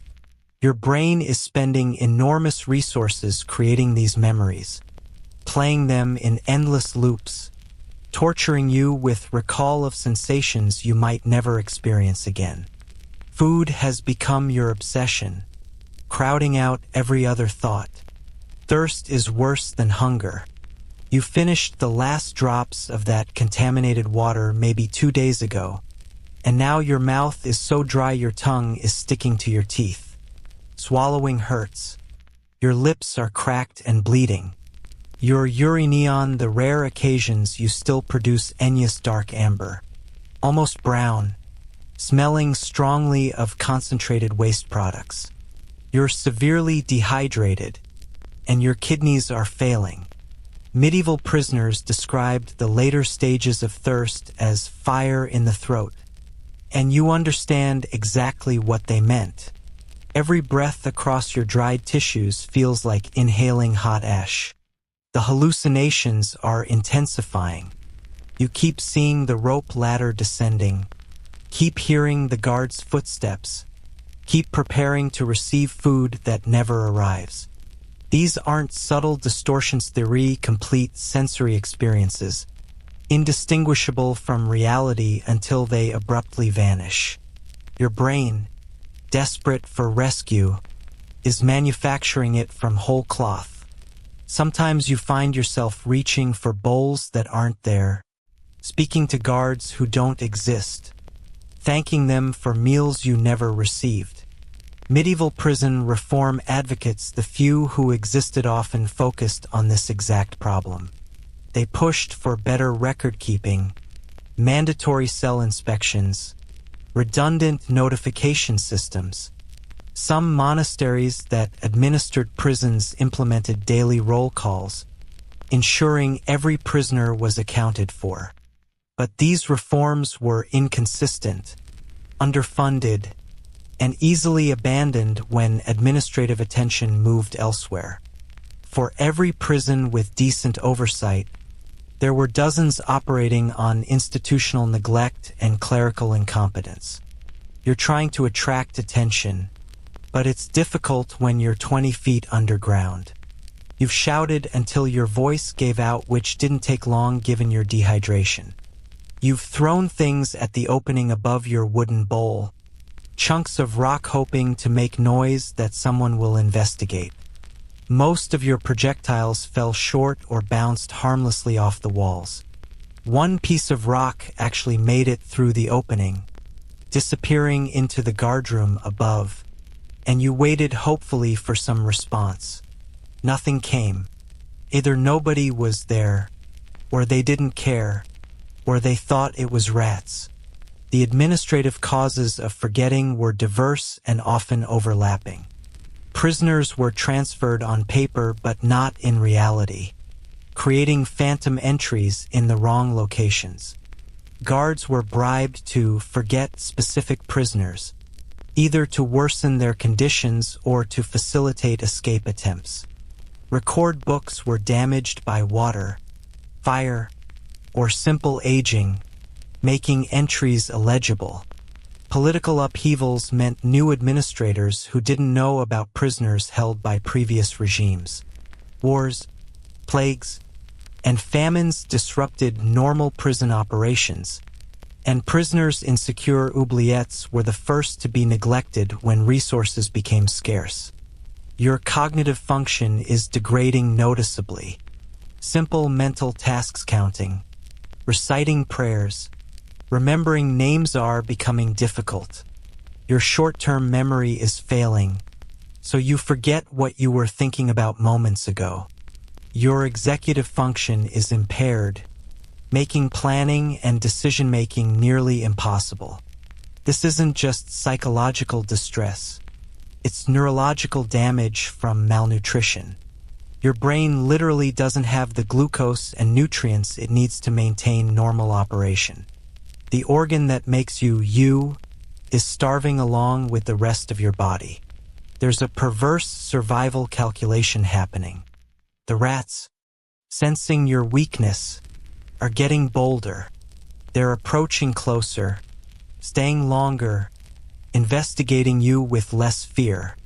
They can smell death coming, and they're preparing to capitalize on the opportunity. But here's the horrible irony. The rats might be your salvation. They're made of meat and water, both things you desperately need. Medieval prisoners sometimes survived by catching and eating rats, and right now you're weak enough and desperate enough to try it. Catching a rat in your current condition is nearly impossible, but you make the attempt. You stay very still, conserving energy, waiting for one to approach. A young rat, smaller and less wary than the others, ventures within arm's reach. You lunge, burning precious calories in the effort, and your hand closes on empty air. The rat scatters, and you're left gasping on the floor, having wasted energy you couldn't afford to waste. The rats have learned now. They'll be more cautious, and you're getting weaker. The window of opportunity for rat hunting is closing. Historians still argue whether eating rats was common practice or exceptional desperation, but medieval accounts include enough references to suggest it happened regularly. Prisoners described roasting rats over smuggled candles, eating them raw when no fire was available, even drinking rat blood when water ran out. The nutritional value was minimal. A rat provides maybe 100 to 150 calories, but that could mean the difference between dying today and surviving until tomorrow. Every extra day increased the odds that someone would notice the oversight and remember you existed. You're experiencing what medical literature calls refeeding anxiety, the fear that you've gone too long without food and your digestive system won't be able to process nutrition when it finally arrives. This is a legitimate concern.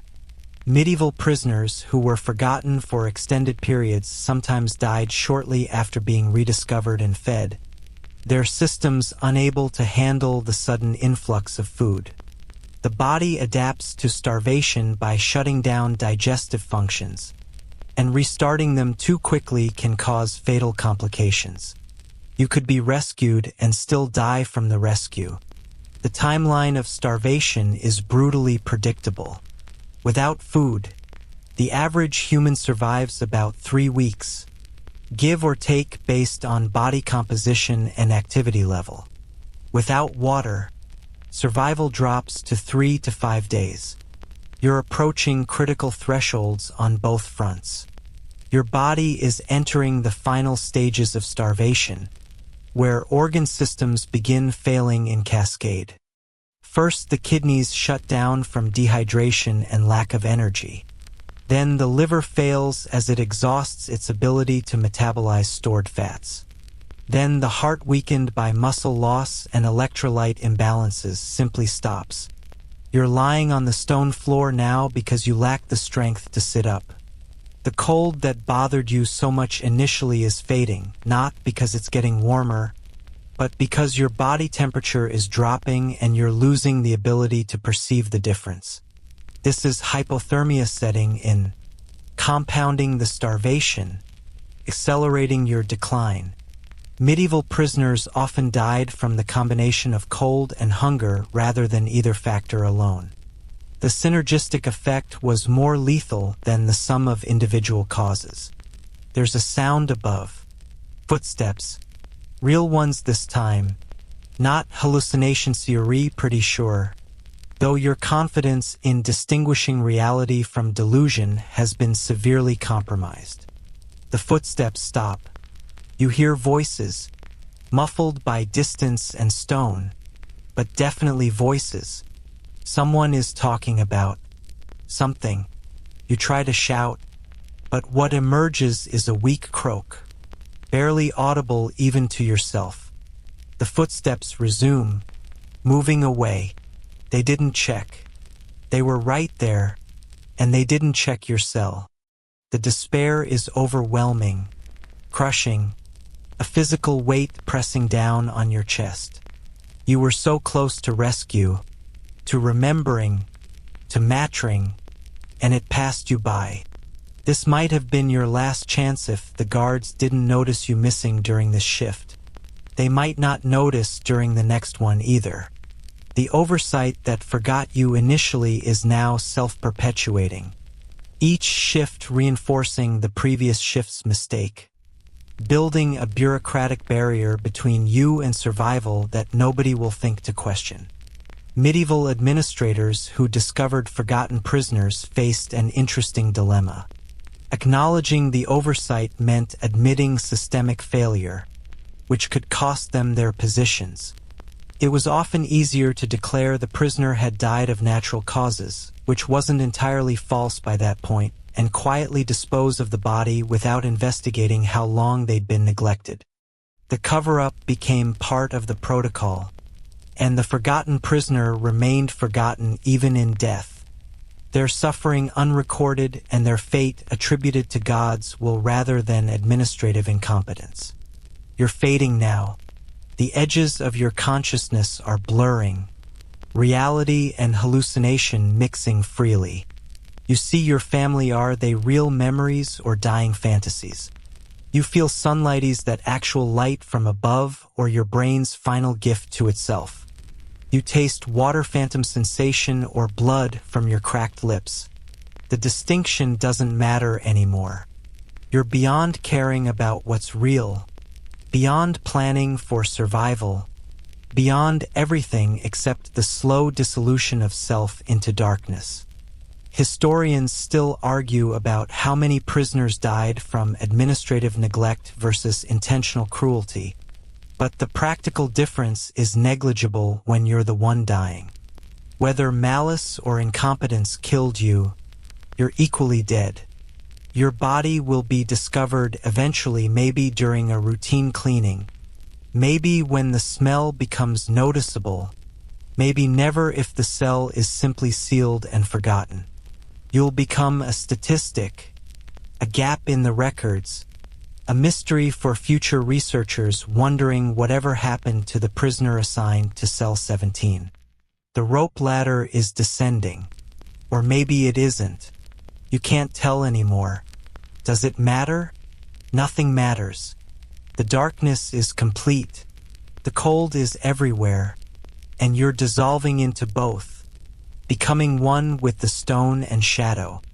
This is how it ends, not with torture or execution, but with a clerical error, a shift change, a forgotten notation in a ledger nobody checked.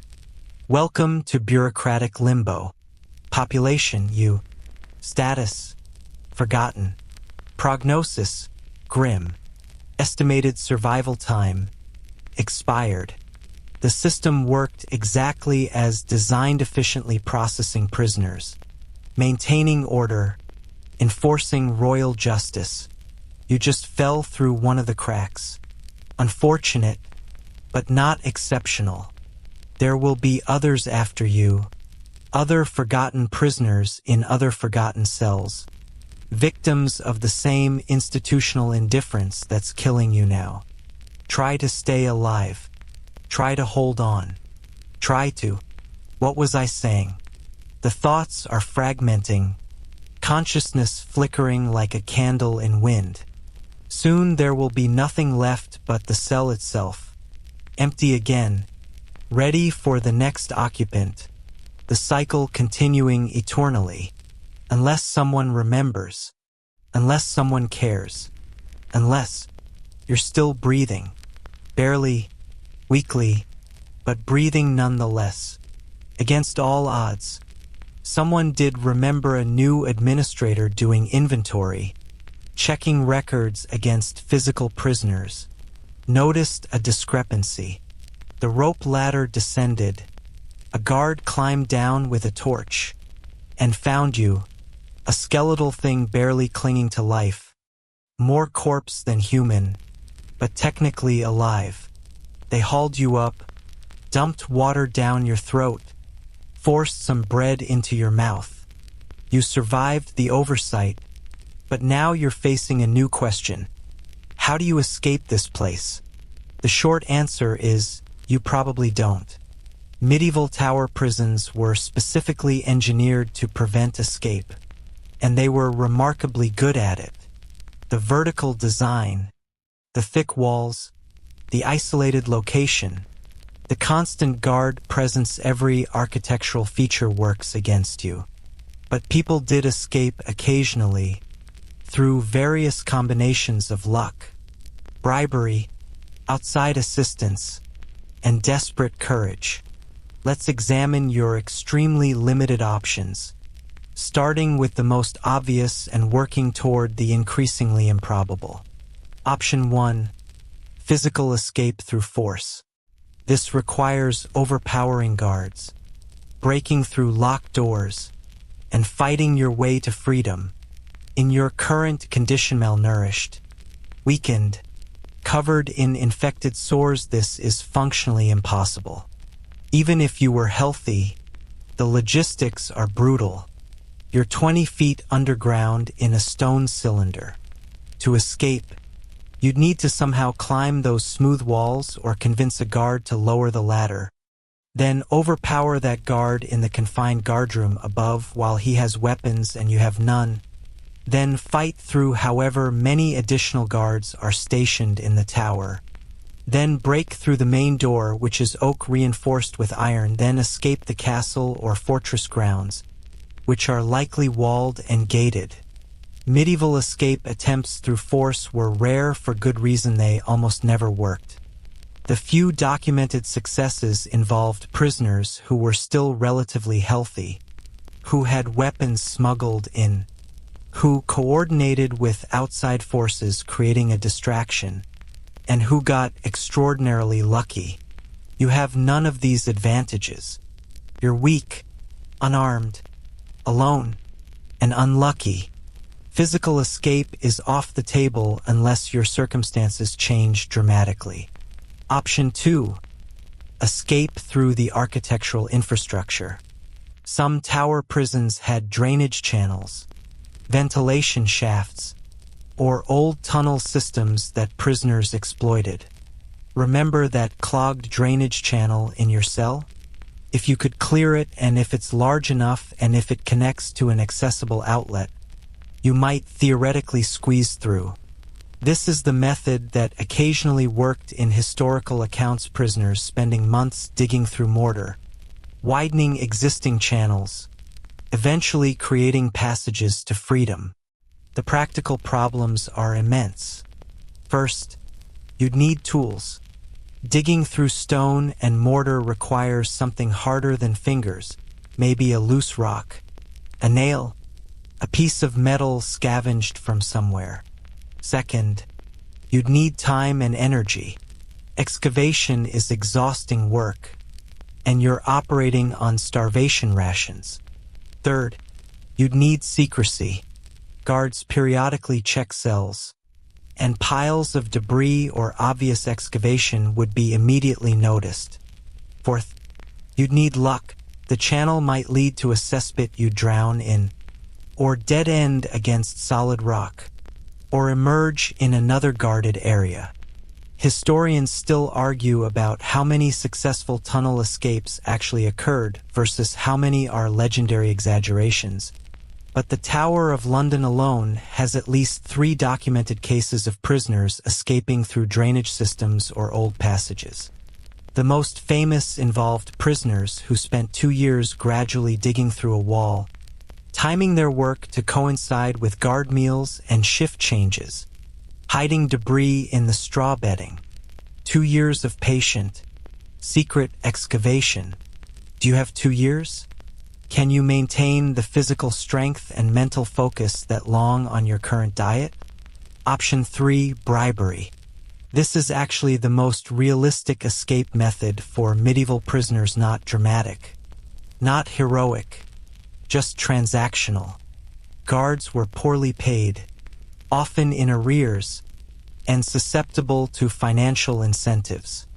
If you have money, jewelry, or the promise of future payment, you might convince a guard to look the other way, provide better food, smuggle in tools, or even actively assist in escape. The key word is if you have resources, if you can contact someone outside who has resources, if the guard is corruptible rather than loyal. You're probably broke, which is why you're in an oubliette instead of a comfortable cell with amenities. Wealthy prisoners bought their way into better conditions or outright freedom routinely. The medieval justice system ran on money as much as law. But let's imagine you somehow get a message out. Maybe you convince a guard to carry a letter. Maybe another prisoner passes along information and your family scrapes together a bribe. What's the going rate for freedom? Medieval bribery was a sophisticated market with established rates depending on the severity of your crime, your social status, and local economic conditions. Escaping from minor charges might cost a few months of a laborer's wages. Serious crimes could require sums that would bankrupt a merchant family. Treason, if that's your charge, might be entirely unbribable because guards would face execution themselves if caught. You need to find a guard whose price you can meet and whose risk tolerance includes treason charges. Good luck with that. The logistics of bribery-based escape are complex. Payment typically happened in stages: partial payment up front to prove seriousness, remainder upon successful escape, sometimes ongoing payments to ensure the guard doesn't just take your money and report you anyway. Trust was the fundamental problem. You're negotiating with someone who has every incentive to cheat you, and you have zero recourse if they do. Medieval prison records include accounts of prisoners who paid for escape assistance and were simply robbed, left in their cells minus their valuables with no escape forthcoming. Option 4. Legal release. This isn't escape exactly, but it's a way out. Maybe your trial eventually happens and you're acquitted. Maybe your sentence expires. Maybe there's a general amnesty. Medieval monarchs occasionally released prisoners en masse to celebrate coronations, military victories, or religious holidays. Maybe someone with political influence petitions for your release. These outcomes were possible, even reasonably common for minor offenders, but they required patience, luck, and some basic functionality in the legal system. The problem with waiting for legal release is that you might not survive long enough. Your health is already compromised. Every week in these conditions increases the likelihood of fatal illness. Even if you're theoretically scheduled for release in 6 months, you might be dead in 3. Medieval prison mortality rates were appalling. Estimates range from 30 to 60% of prisoners dying before their cases were resolved. The prison itself was often a de facto death sentence regardless of what the courts eventually decided. Historians still argue about whether this mortality rate represented intentional policy or negligent indifference, but prisoners didn't care about the distinction. Dead is dead whether malice or incompetence killed you. The smart play, if you're capable of strategic thinking in your malnourished stadium, to pursue multiple avenues simultaneously. Cultivate relationships with guards who might be bribable. Look for architectural weaknesses you might exploit. Request to speak with administrators about your case. Pray for amnesty.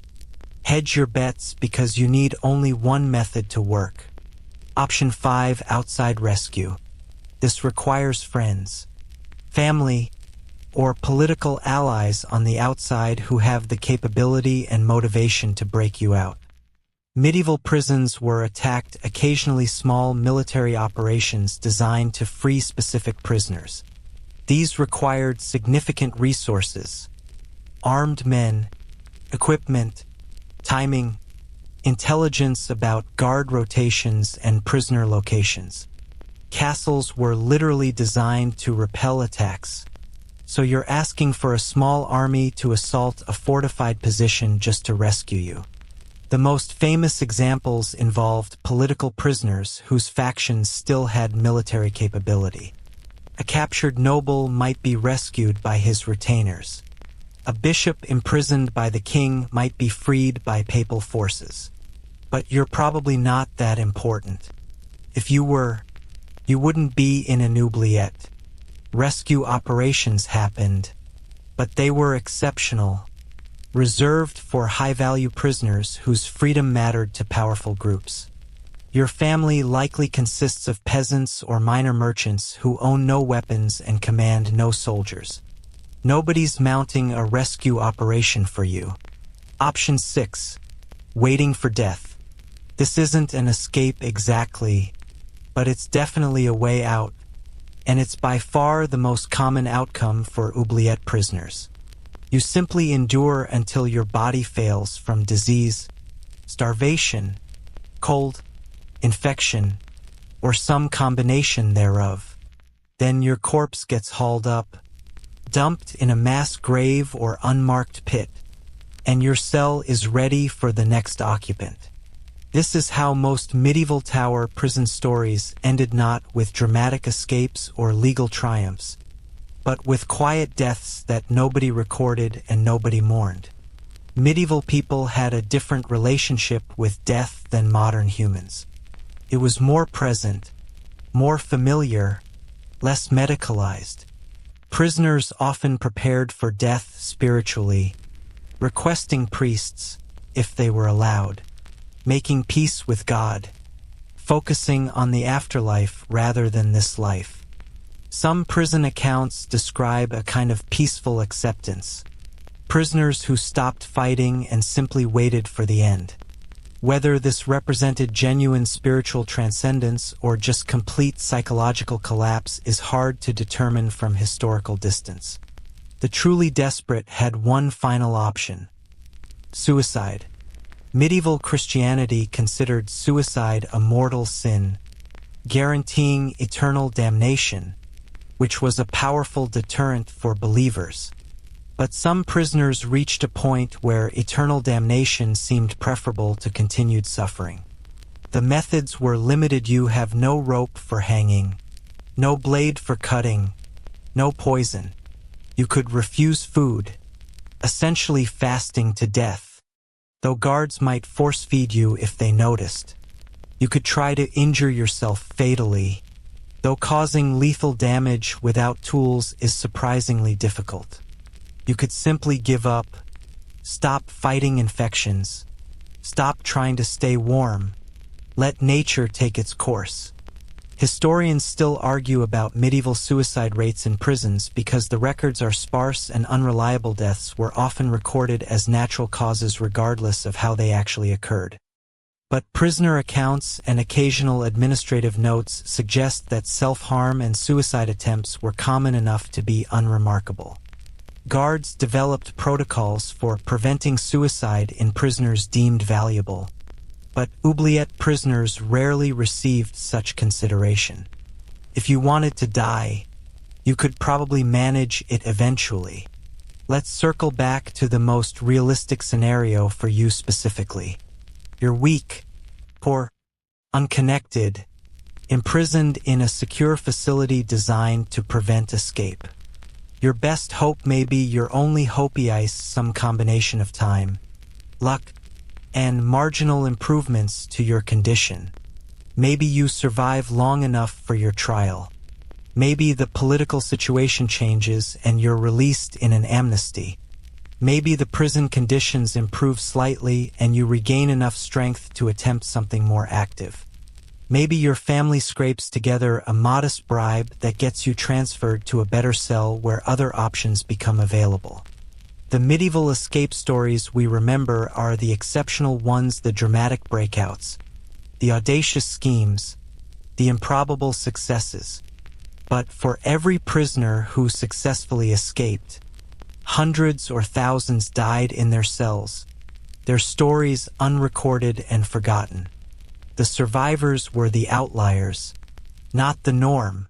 Statistical thinking wasn't medieval people's strong suit, but if they'd calculated the odds, they'd have concluded that your chances of escaping a tower prison oubliette were well under 5%, probably closer to 1%.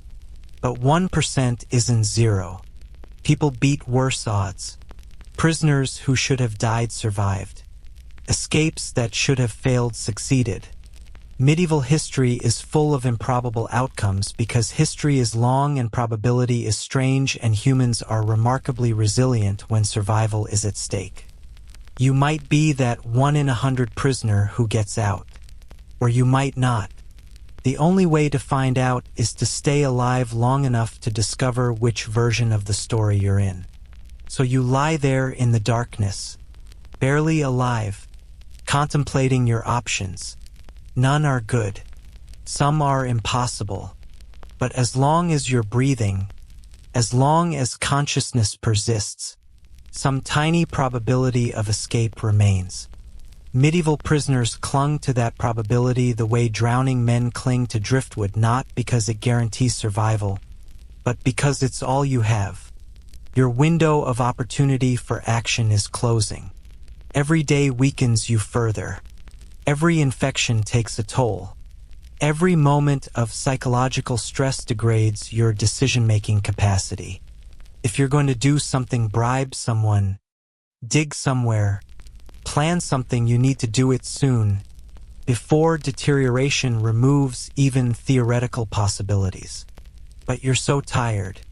Moving is hard. Thinking is hard. Caring is hardest of all.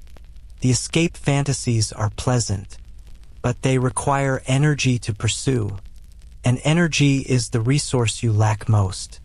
Maybe tomorrow, maybe after you rest, maybe after the next meal delivery, maybe the word that medieval prisoners whispered to themselves to maintain hope, the word that let them endure one more day in conditions that should have killed them already.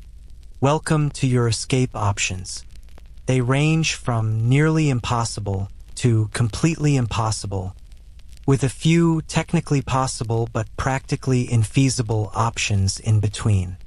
Choose carefully, or don't choose at all and let circumstances choose for you. Either way, your time in this tower is ending one way or another, through escape, release, or death. The only question is which ending you'll get, and whether you'll have any say in determining it. The darkness presses closer, the cold seeps deeper, and you drift into something between sleep and unconsciousness, dreaming of sunlight and freedom and all the things you might never experience again. Tomorrow you'll face the same impossible choices. Tomorrow you'll calculate the same hopeless odds. Tomorrow you'll continue surviving, or you won't. That's medieval imprisonment. A series of tomorrows, each slightly worse than the last, until tomorrows stop coming entirely. Now, let the weight of these words settle gently over you like a soft blanket. You've journeyed through stone and darkness, through cold and hunger, through the architecture of despair that medieval minds constructed with such terrible efficiency. You've survived, at least in imagination, what so many could not survive in reality. Those tower prisons still stand in some places, silent monuments to suffering, their stones holding memories of voices long silenced and struggles long finished. But you're not in that tower. You're here, safe, warm, in a place where doors open from the inside and light is available at the touch of a switch. You're free in ways medieval prisoners couldn't imagine, free to move, to choose, to simply exist without permission or oversight. That freedom is worth remembering, worth appreciating, worth holding close as you drift toward sleep. The stories we've explored tonight are heavy ones, filled with darkness, both literal and metaphorical. But there's something strangely peaceful about confronting historical horrors from the safety of distance, acknowledging that humans endured these things, survived when possible, and that their struggles are now just echoes in stone, unable to hurt anyone anymore. The towers remain, but they're empty now, their power to harm dissolved by centuries. So rest easy, knowing that whatever difficulties tomorrow brings, they exist in a world fundamentally different from the medieval tower prison. Your challenges are real, but they're not that. Your struggles matter, but they're not those. And as consciousness fades and sleep arrives gentle, natural sleep in warmth and safety, you can release these medieval ghosts back to their towers, back to history, back to the darkness where they belong but where you, thankfully, do not.